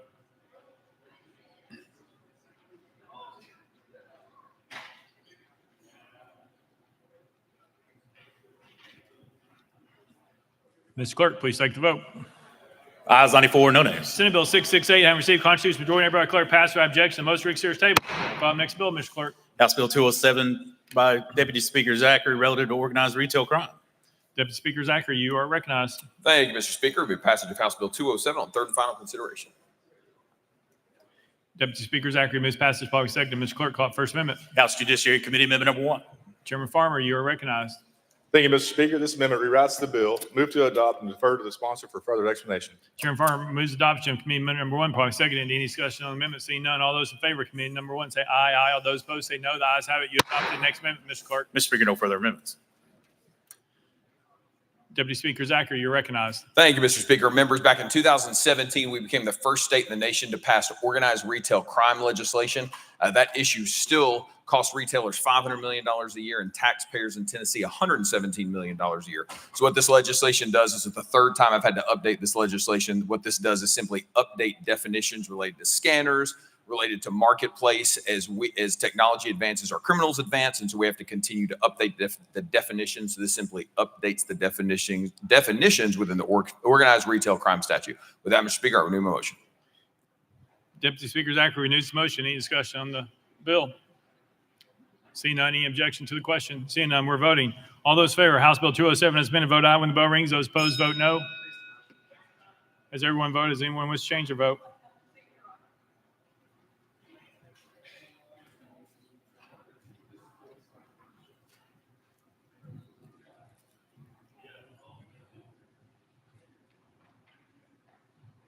Mr. Clerk, please take the vote. Ayes 93, no nays, 1 present, not voted. House Bill 207, having received constitutional majority, hereby declare passed without objection. Most reconsider table. We'll call the next bill, Mr. Clerk. House Bill 602 by Representative Freeman and others relative to invasion of privacy. Mr. Speaker, the Senate bill is on the desk. Representative Freeman, you're recognized. Thank you, Mr. Speaker. I move to substitute conform to Senate Bill 0335. Representative Freeman moves to substitute conform to Senate Bill 335 on properly seconded without objection. So ordered. Representative Freeman, you're recognized. Thank you, Mr. Speaker. I move passage of Senate Bill 0335 on third and final consideration. Representative Freeman moves passage of Senate Bill 335 on third and final consideration. Properly seconded. Mr. Clerk, call for First Amendment. House Judiciary Committee Amendment Number 1, same as Senate Amendment Number 1. Chairman Farmer, you're recognized. Thank you, Mr. Speaker. Same as Senate amendment. Move to withdraw. Without objection, Amendment Number 1 withdrawn. Next amendment, Mr. Clerk. Mr. Speaker, no further amendments. Representative Freeman, you're recognized. Thank you, Mr. Speaker. Members, this bill was brought to me by a group of Nashville women that were victims of a man who was arrested in November for 8 counts of unlawful photography. Due to some limitations in the law, these women came to me and asked that we file legislation to amend various statutes that prevented many of them from getting the justices that they deserved. As amended, this bill does the following. It adds a definition of disseminate to the unlawful photography statute, mean to transfer, publish, or otherwise make accessible. It tolls the statute of limitations for unlawful photography offenses to the date of the discovery if the defendant concealed the crime. And it allows for victims of unlawful photography and observation without consent offenses to petition the courts for an order of protection. And with that, I renew my motion. Representative Freeman renews his motion. Any discussion on the bill? Any objection to the question? Seeing none, we're voting. All those in favor, Senate Bill 335, vote aye when the bell rings. Those opposed, vote no. Has every member voted? Does any member wish to change their vote?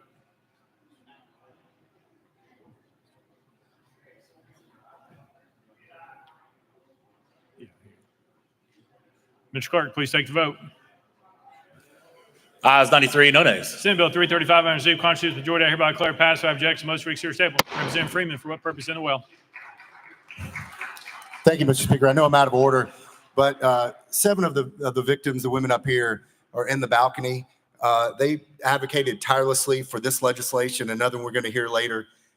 So I'd like to give them a round of applause. Thank you, ladies, for your hard work.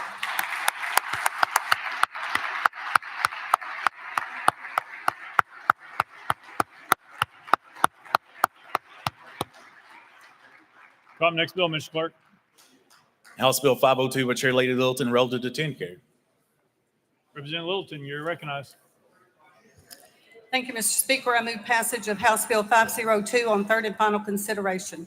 Chair Lady Littleton moves passage. Probably second. Mr. Clerk, call up First Amendment. House Insurance Committee Amendment Number 1. Chairman Kumar, you're recognized.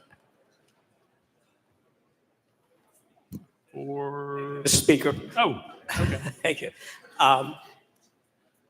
Move to adopt this amendment and defer to the sponsor for explanation. Thank you. Very well. Chairman Kumar moves adoption of Committee Amendment Number 1. Probably seconded. Any discussion on the amendment? Seeing none.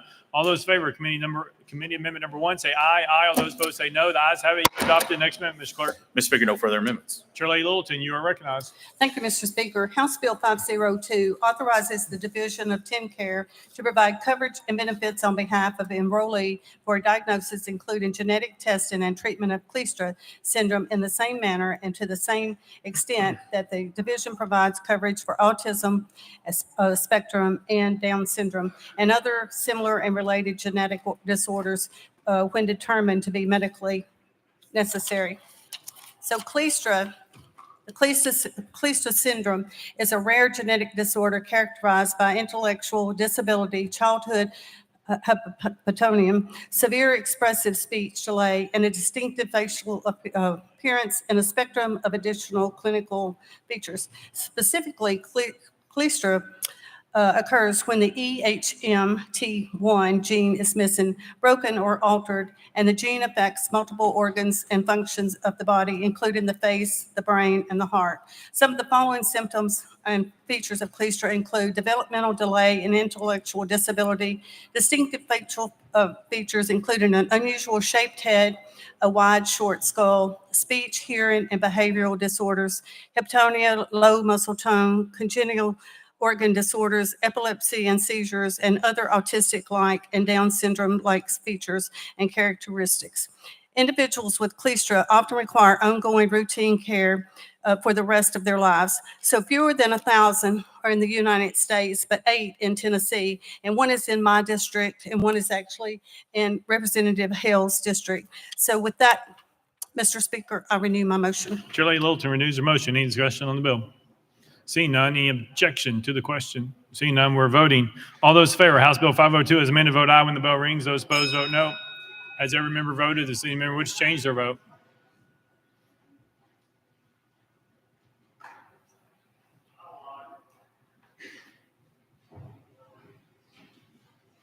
Mr. Clerk, please take the vote. Ayes 94, no nays. House Bill 502, having received constitutional majority, hereby declare passed without objection. Motion reconsider table. Next bill, Mr. Clerk. House Bill 657 by Representative Hicks of Washington relative to healthcare. Representative Hicks, you are recognized. Thank you, Mr. Speaker. I move passage of House Bill 657 on third and final consideration. Representative Hicks moves passage. Probably second. Mr. Clerk, call the First Amendment. House Health Committee Amendment number 1. Chairman Terry, you're recognized. Thank you, Mr. Speaker. Move to adopt. Chairman Terry moves adoption. Committee Amendment number 1. Probably seconded. Any discussion on the amendment? Seeing none, all those in favor of Committee Amendment number 1 say aye, aye. All those opposed say no. The ayes have it. You adopted. Next amendment, Mr. Clerk. Mr. Speaker, no further amendments. Representative Hicks, you're recognized. Thank you, Mr. Speaker. House Bill 657 will create a level right-to-work field for healthcare providers who have been disciplined and have completed a peer assistance treatment program.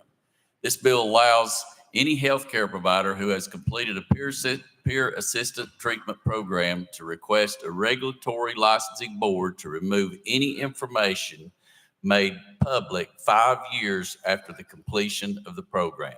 And this information can only be removed if approved by the regulatory licensing board. And with that, Mr. Speaker, I renew my motion. Representative Hicks renews his motion. Any discussion on the bill? Seeing none, any objection to the question? Seeing none.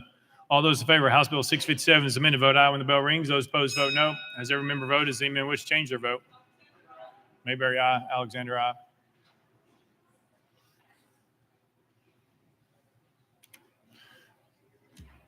Mr. Clerk, please take the vote. Ayes 92, nays, 1 present, not voting. House Bill 657, having received a constitutional majority, hereby declare passed without objection. Motion reconsider is taken. Call the next bill, Mr. Clerk. House Bill 395 by Chairman Terry relative to Tennessee Genomic Security and In-Organ Harvesting Act. Chairman Terry, you are recognized. Thank you, Mr. Speaker. I move passage of House Bill 395 on third and final consideration. Chairman Terry moves passage. Probably second. Mr. Clerk, call the First Amendment. House Health Committee Amendment number 1. Vice Chairman Leatherwood, you are recognized. Thank you, Mr. Speaker. This amendment rewrites the bill, and I move to adopt. Vice Chairman Leatherwood moves adoption of Committee Amendment number 1. Probably seconded. Any discussion on the amendment? Seeing none, all those in favor of Committee Amendment number 1 say aye, aye. All those opposed say no. The ayes have it. Adopted. Next amendment, Mr. Clerk. Mr. Speaker, no further amendments. Chairman Terry, you're recognized. Thank you, Mr. Speaker. What this bill does is it aims to address 2 issues that relates to foreign adversaries. What is currently happening or is of concern is that foreign adversaries, through gene sequencing data collection, are creating a gene bank for surveillance and military purposes. And secondly, China is participating in illegal organ harvesting for transplants. So this bill protects the DNA of Tennesseans from falling into the hands of foreign adversaries and stands up against the human rights violations by ensuring that Tennesseans don't participate in organ harvesting from China. I renew my motion. Chairman Terry renews his motion. Any discussion on the bill? Seeing none, any objection to the question? Seeing none, we're voting. All those in favor of House Bill 395 is amended, vote aye when the bell rings. Those opposed, vote no. Has every member voted? Does any member wish to change their vote?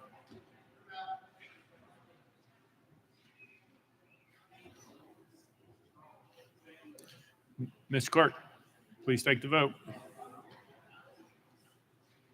Ayes 90, no nays, 3 present, not voting. House Bill 395, having received constitutional majority, I hereby declare passed without objection. The motion to table, reconsider is tabled. Call the next bill, Mr. Clerk.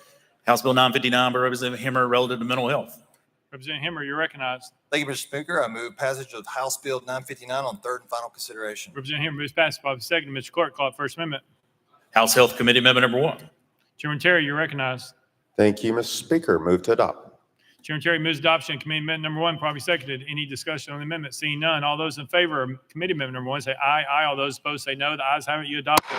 Next amendment, Mr. Clerk. Mr. Speaker, no further amendments. Representative Hemmer, you're recognized. Thank you, Mr. Speaker. This legislation was brought to me by the Tennessee Association of Marriage and Family Therapists. This legislation modernizes Tennessee's marriage and family therapy licensing process by updating outdated terminology and procedures, such as the term regular license to independent license route, and then also replacing references to oral exam with written exam, as this is the only exam offered by the state's internet platform. Also, we'll be addressing terms that are confusing the public. This bill replaces the term temporary license with associate license and introduces the AMFT designation. This bill brings Tennessee in line with 25 other states using the associate terminology, and this doesn't change any educational requirements for licensures, just updating the terminology. And I want to thank the Department of Health and the Board of Marriage and Family Therapy, licensed professional counselors, and pastoral therapists for working in collaboration with the association on this legislation. Renew my motion, Mr. Speaker. Representative Hammer renews his motion. Any discussion on the bill? Seeing none, any objection to the question? Seeing none, we're voting. All those in favor of House Bill 959 as amended, vote aye. When the bell rings, those opposed, vote no. Has every member voted? Does any member wish to change their vote?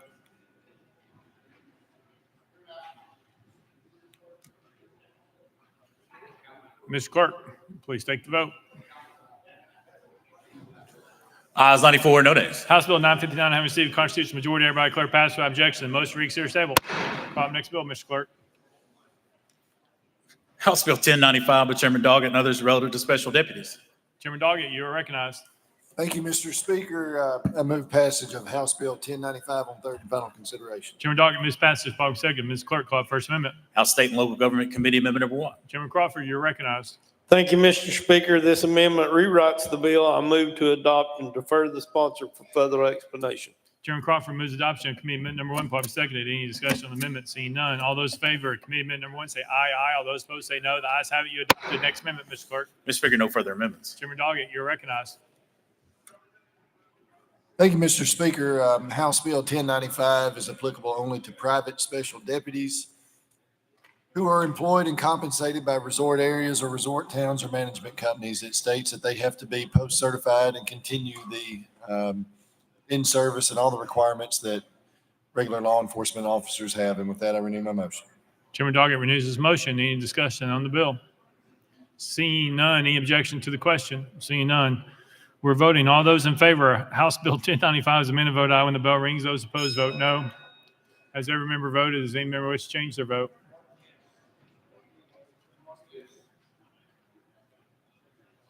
Mr. Clerk, please take the vote.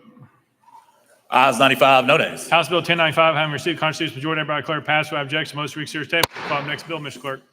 House Bill 1236 by Representative Zachary relative to the food stamp program. Deputy Speaker Zachary, you are recognized.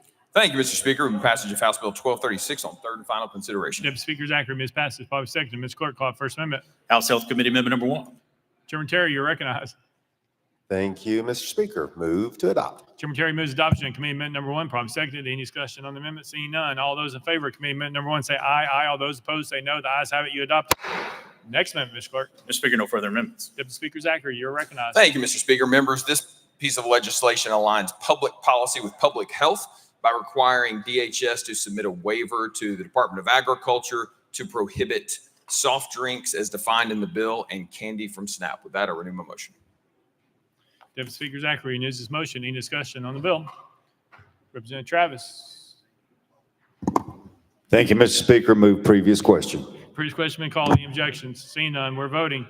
All those in favor of House Bill 1236 as amended, vote aye. When the bell rings, those opposed, vote no.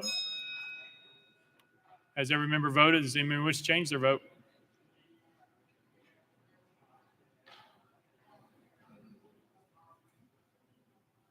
Mr. Clerk, please take the vote. Ayes 69, 23 nays, 1 present, not voting. House Bill 1236 having received the constitutional majority, I hereby declare passed without objection. Most reeks here table. Call up next bill, Mr. Clerk. House Bill 1237 by Deputy Speaker Zachary relative to state entities. Deputy Speaker Zachary, you're recognized. Thank you, Mr. Speaker. Move passage of House Bill 1237 on third and final consideration. Deputy Speaker Zachary moves passage, probably second. Mr. Clerk, call up First Amendment. House State and Local Government Committee Amendment number 1. Chairman Crawford, you're recognized. Thank you, Mr. Speaker. This amendment creates several new sections of the bill. I move to adopt and defer to the sponsor for further explanation.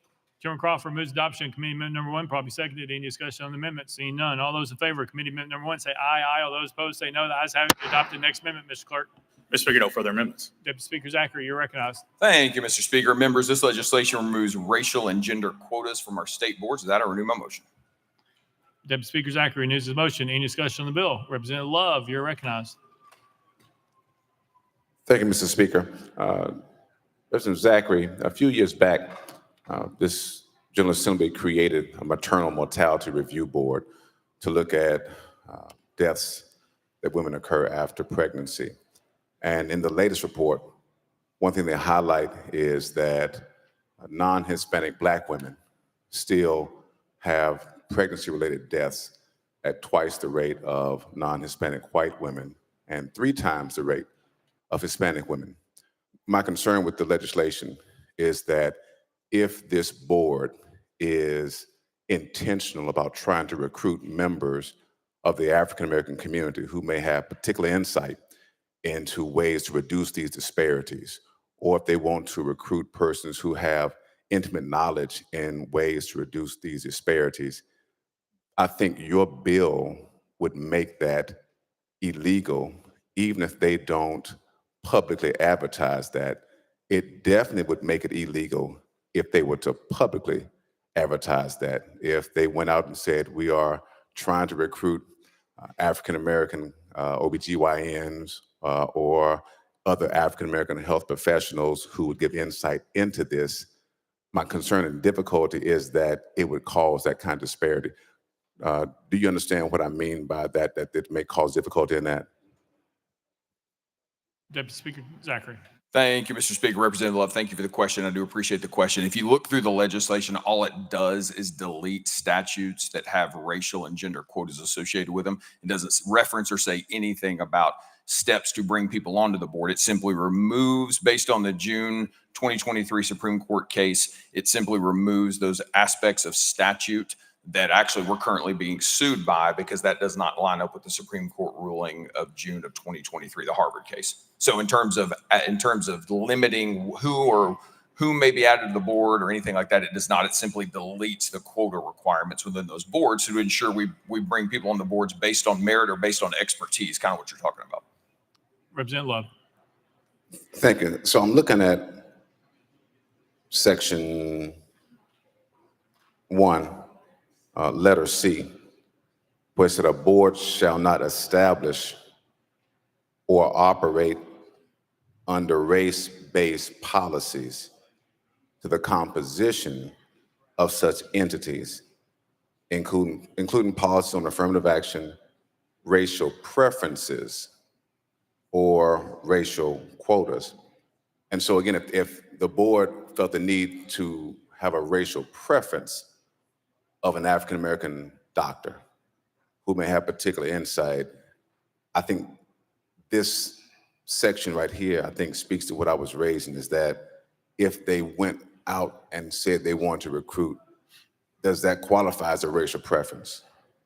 Deputy Speaker Zachary. Thank you, Mr. Speaker. Thank you, Representative Love, for the question. So I see that board, if that is that, and I'm not familiar with that board, if that board is as specific as you say, then they have an obligation to go out and obtain members that best fit the category of the qualifications for the member they're searching for. So that would be up to the board. And again, ultimately, that comes before this body to be able to confirm. So we have a say in what goes on. So whether it's the governor, the speakers, whomever may confirm, whomever may appoint, then we as the body have the opportunity to be able to vet those thoroughly. And so then we can confirm or deny those. Representative Love. Thank you. And just want to note my concern with it and objection to that piece, because I do have concerns about this, that there may be other boards that may not have this same level of difficulty, but I don't want to have a situation where with this particular important issue, with the data showing that African-American women are dying at 3 times the rate of Hispanic women and twice the rate of Caucasian women, that even though it may not expressly say it, there may be a chilling effect that the members then have of recruiting somebody in that space. But thank you for hearing me out. Thank you, Speaker. Representative Chisholm. Thank you, Mr. Speaker. To the sponsor, we've talked about this bill a little bit. So I guess I'm speaking up for our boards, I guess, because I'm trying to see where some of our boards have been inefficient because they've used these tools to be more inclusive.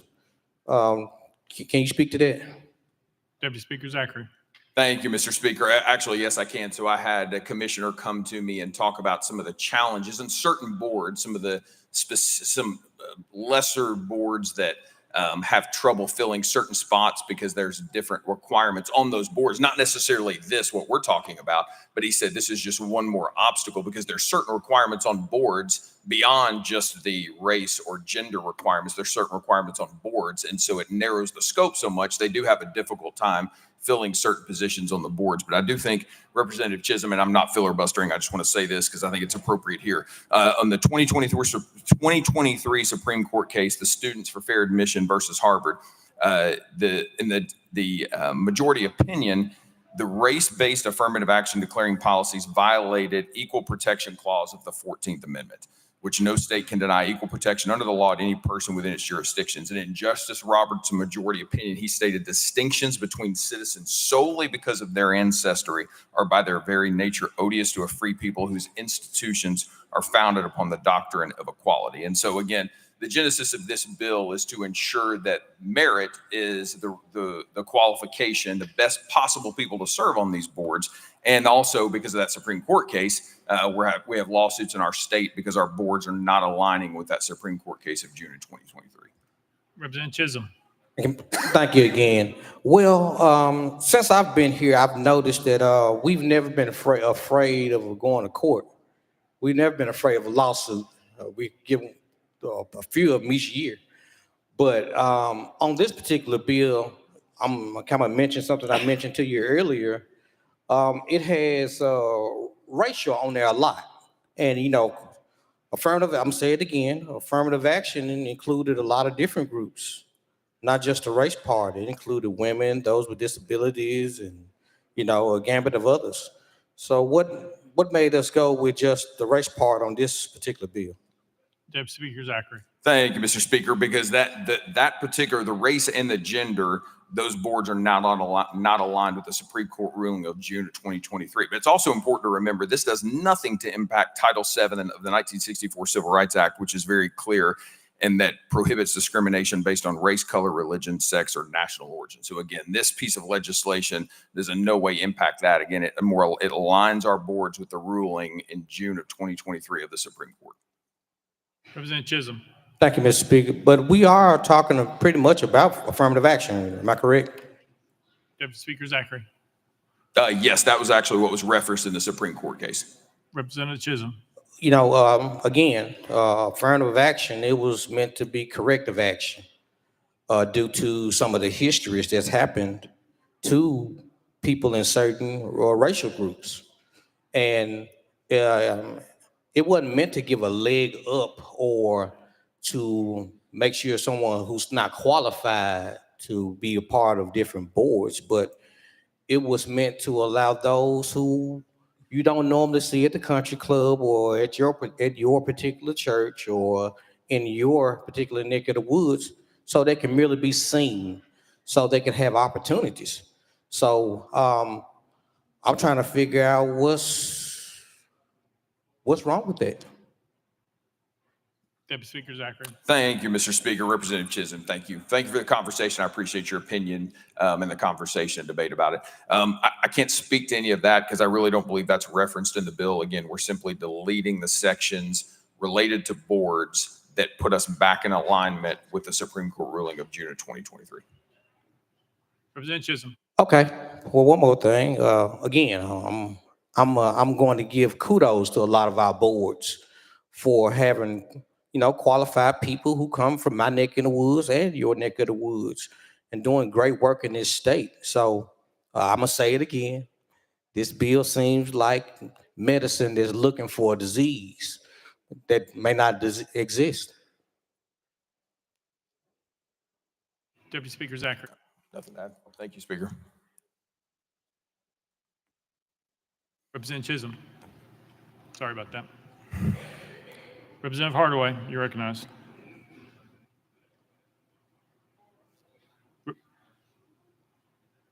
Had you on the list? Nope. All right. Very good. Representative McKenzie. Thank you, Mr. Speaker. You've referenced affirmative action ruling and the one that just happened. Do boards and commissions have anything to do with affirmative action? Deputy Speaker Zachary.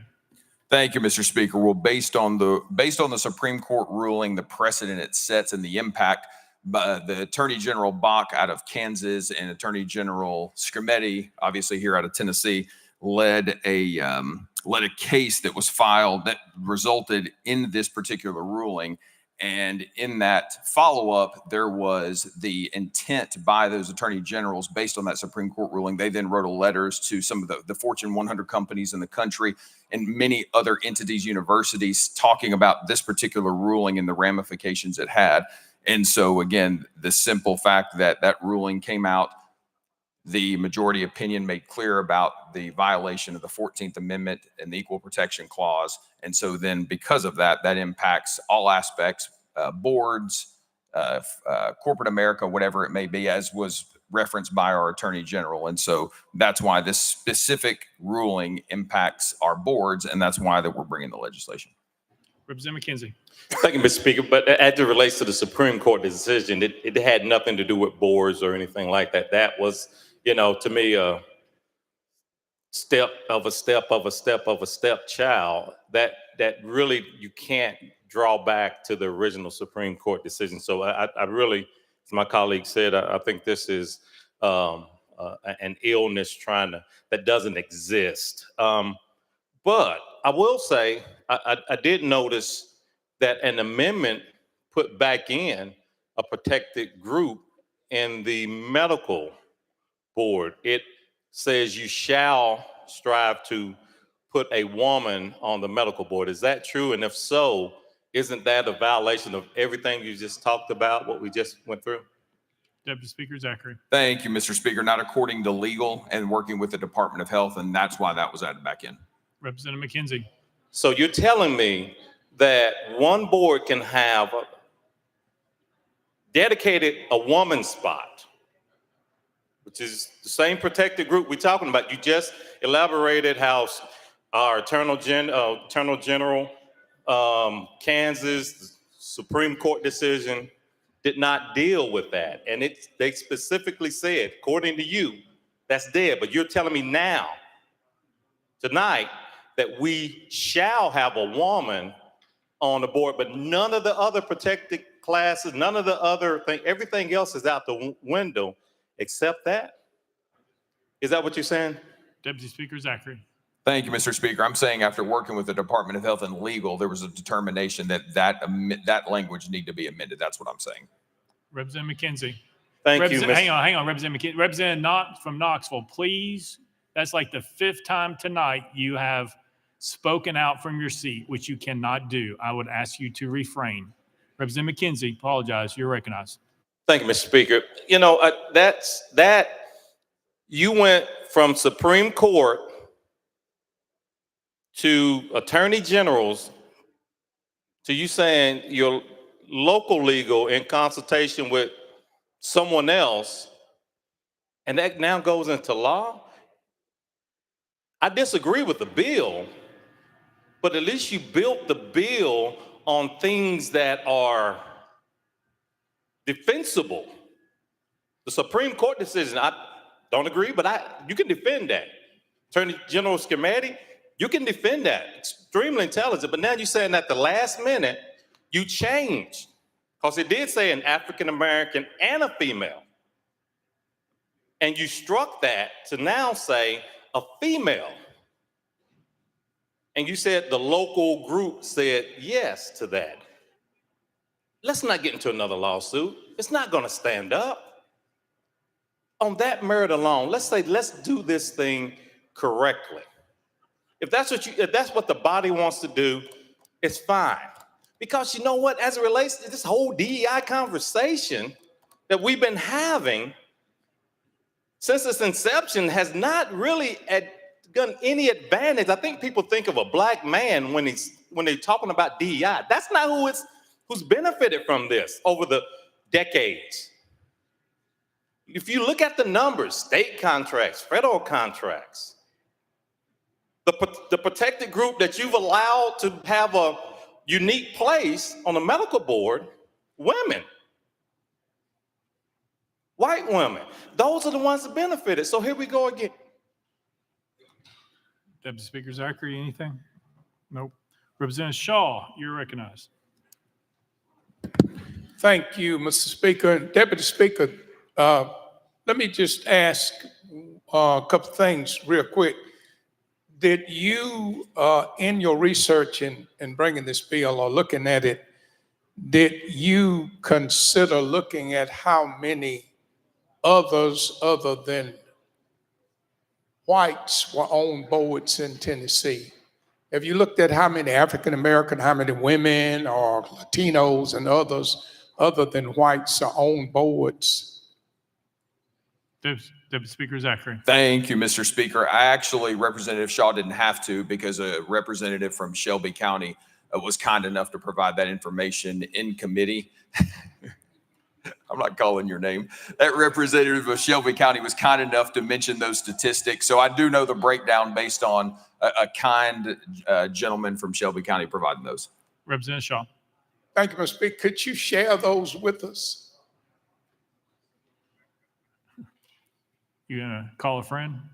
Deputy Speaker Zachary. Thank you, Mr. Speaker. I would suggest asking your seatmate because I think he has those statistics. Representative Shaw. Oh, I'm sorry. Representative Shaw, go ahead. Sorry. Thank you, Mr. Speaker. And another thing, I think when I look at the legislation, it could be interpreted wrong if I look at this, because if someone is putting together a board, and of course, there's only a few people in the state of Tennessee that appoint boards, but if they're putting together a board, they could just look at this and say, I just want these people on the board. And that is the law. Would you agree with me that that could happen in the case of this legislation? Deputy Speaker Zachary. Thank you, Mr. Speaker. And Representative Shaw, I think that's why it's important that this body takes serious the confirmation process. And when both speakers or the governor, whomever it is, makes an appointment, that we do our due diligence with confirmation. You've sat on many of those committees to confirm, as have I. And so it's important that we ensure there's a diversity of thought, diversity of opinion, and we make sure the best possible people representing those boards are in those positions, and we confirm those. And so that's what I would agree with. Representative Shaw. Thank you for your comments. Thank you. Thank you. Speaker Pro Tem Marsh. Thank you, Mr. Speaker. I'll call previous question. There was objection. We're on the board. All those in favor of previous question, vote aye when the bell rings. Those opposed, vote no. Has every member voted? Does any member wish to change their vote?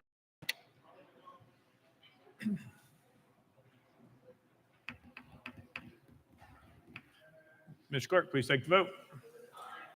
23 nays. Previous question prevailed.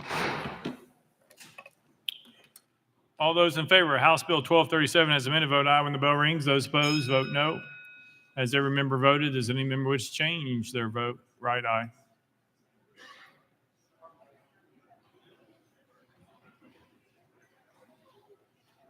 Mr. Clerk, please take the vote. Aye, 71, 23 nays. House Bill 1237 has received a constitutional majority. Everybody declare it passed by objection. Most for series table. Next bill, Mr. Clerk. Mr. Speaker, that completes the regular calendar. Next order, Mr. Clerk. Unfinished business. Unfinished business. Representative Freeman, you're recognized. Thank you, Mr. Speaker. I move to withdraw HGR 309 from the committee in the House.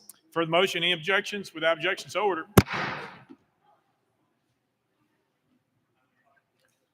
Leader Lambert, y'all going through it? All right.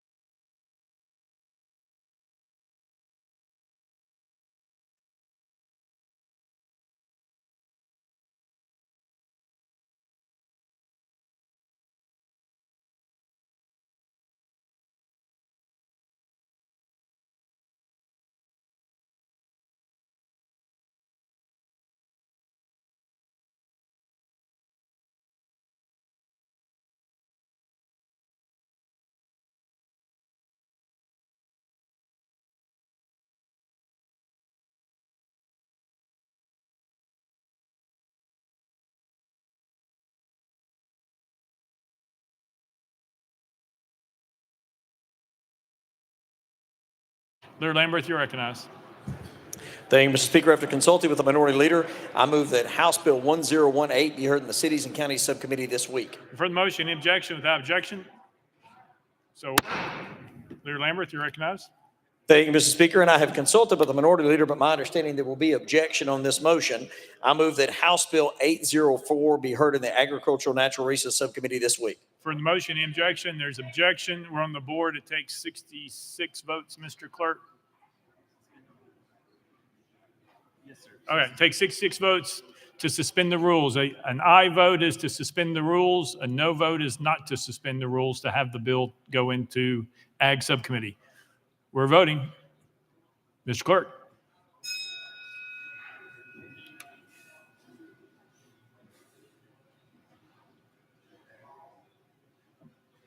Mr. Clerk, please take the vote. Aye, 67, 23 nays. Rules are suspended. Without objection, so ordered. Leader Camper, you're recognized. Thank you, Mr. Speaker. Mr. Speaker, I move that House Bill 179 be heard in Population Health Subcommittee this week. For the motion, any objection? There's objection. We're on the board. We're in the same process. To suspend the rules takes 66 votes. All those in favor to suspend the rules to have HB 179 heard in Population Health Subcommittee this week, vote aye. All those opposed, vote no.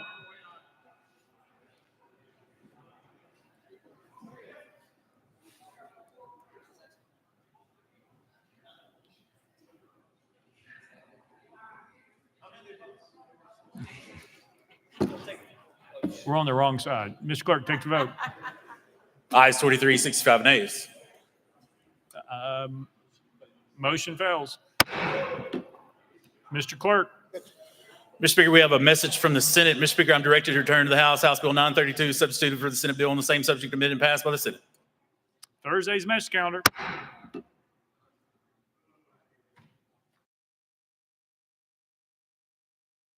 Next order, Mr. Clerk. Scheduling and procedural announcements. Mr. Clerk. Mr. Speaker, we have an announcement of several final calendars for next week. K-12 Subcommittee, the Public Service Subcommittee, the Banking Subcommittee, and the Business and Utilities Subcommittee will all have their final calendar on the 19th. So your last chance to get bills on notice for those subcommittees is this Wednesday. So this Wednesday, get them on notice. The final calendars will be issued or taken up the following week. Also, Mr. Speaker, we have a report of the District 53 Ad Hoc Committee filed with the Clerk's Office. This will be distributed to the members, and members should anticipate taking that up on Thursday under unfinished business. Next order, Mr. Clerk. Roll call. Roll call.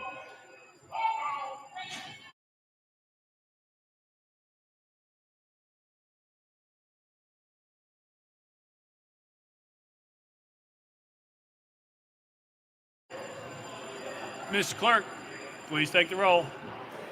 Mr. Speaker, 89 members present. Next order, Mr. Clerk. That completes the regular order, Mr. Speaker. Leader Cochran, you're recognized. Thank you, Mr. Speaker. I move the House stand in recess until 9 a.m. on Thursday, March 13th, 2025. Without objection, the House stands in recess till 9 a.m. on Thursday, March 13th, 2025.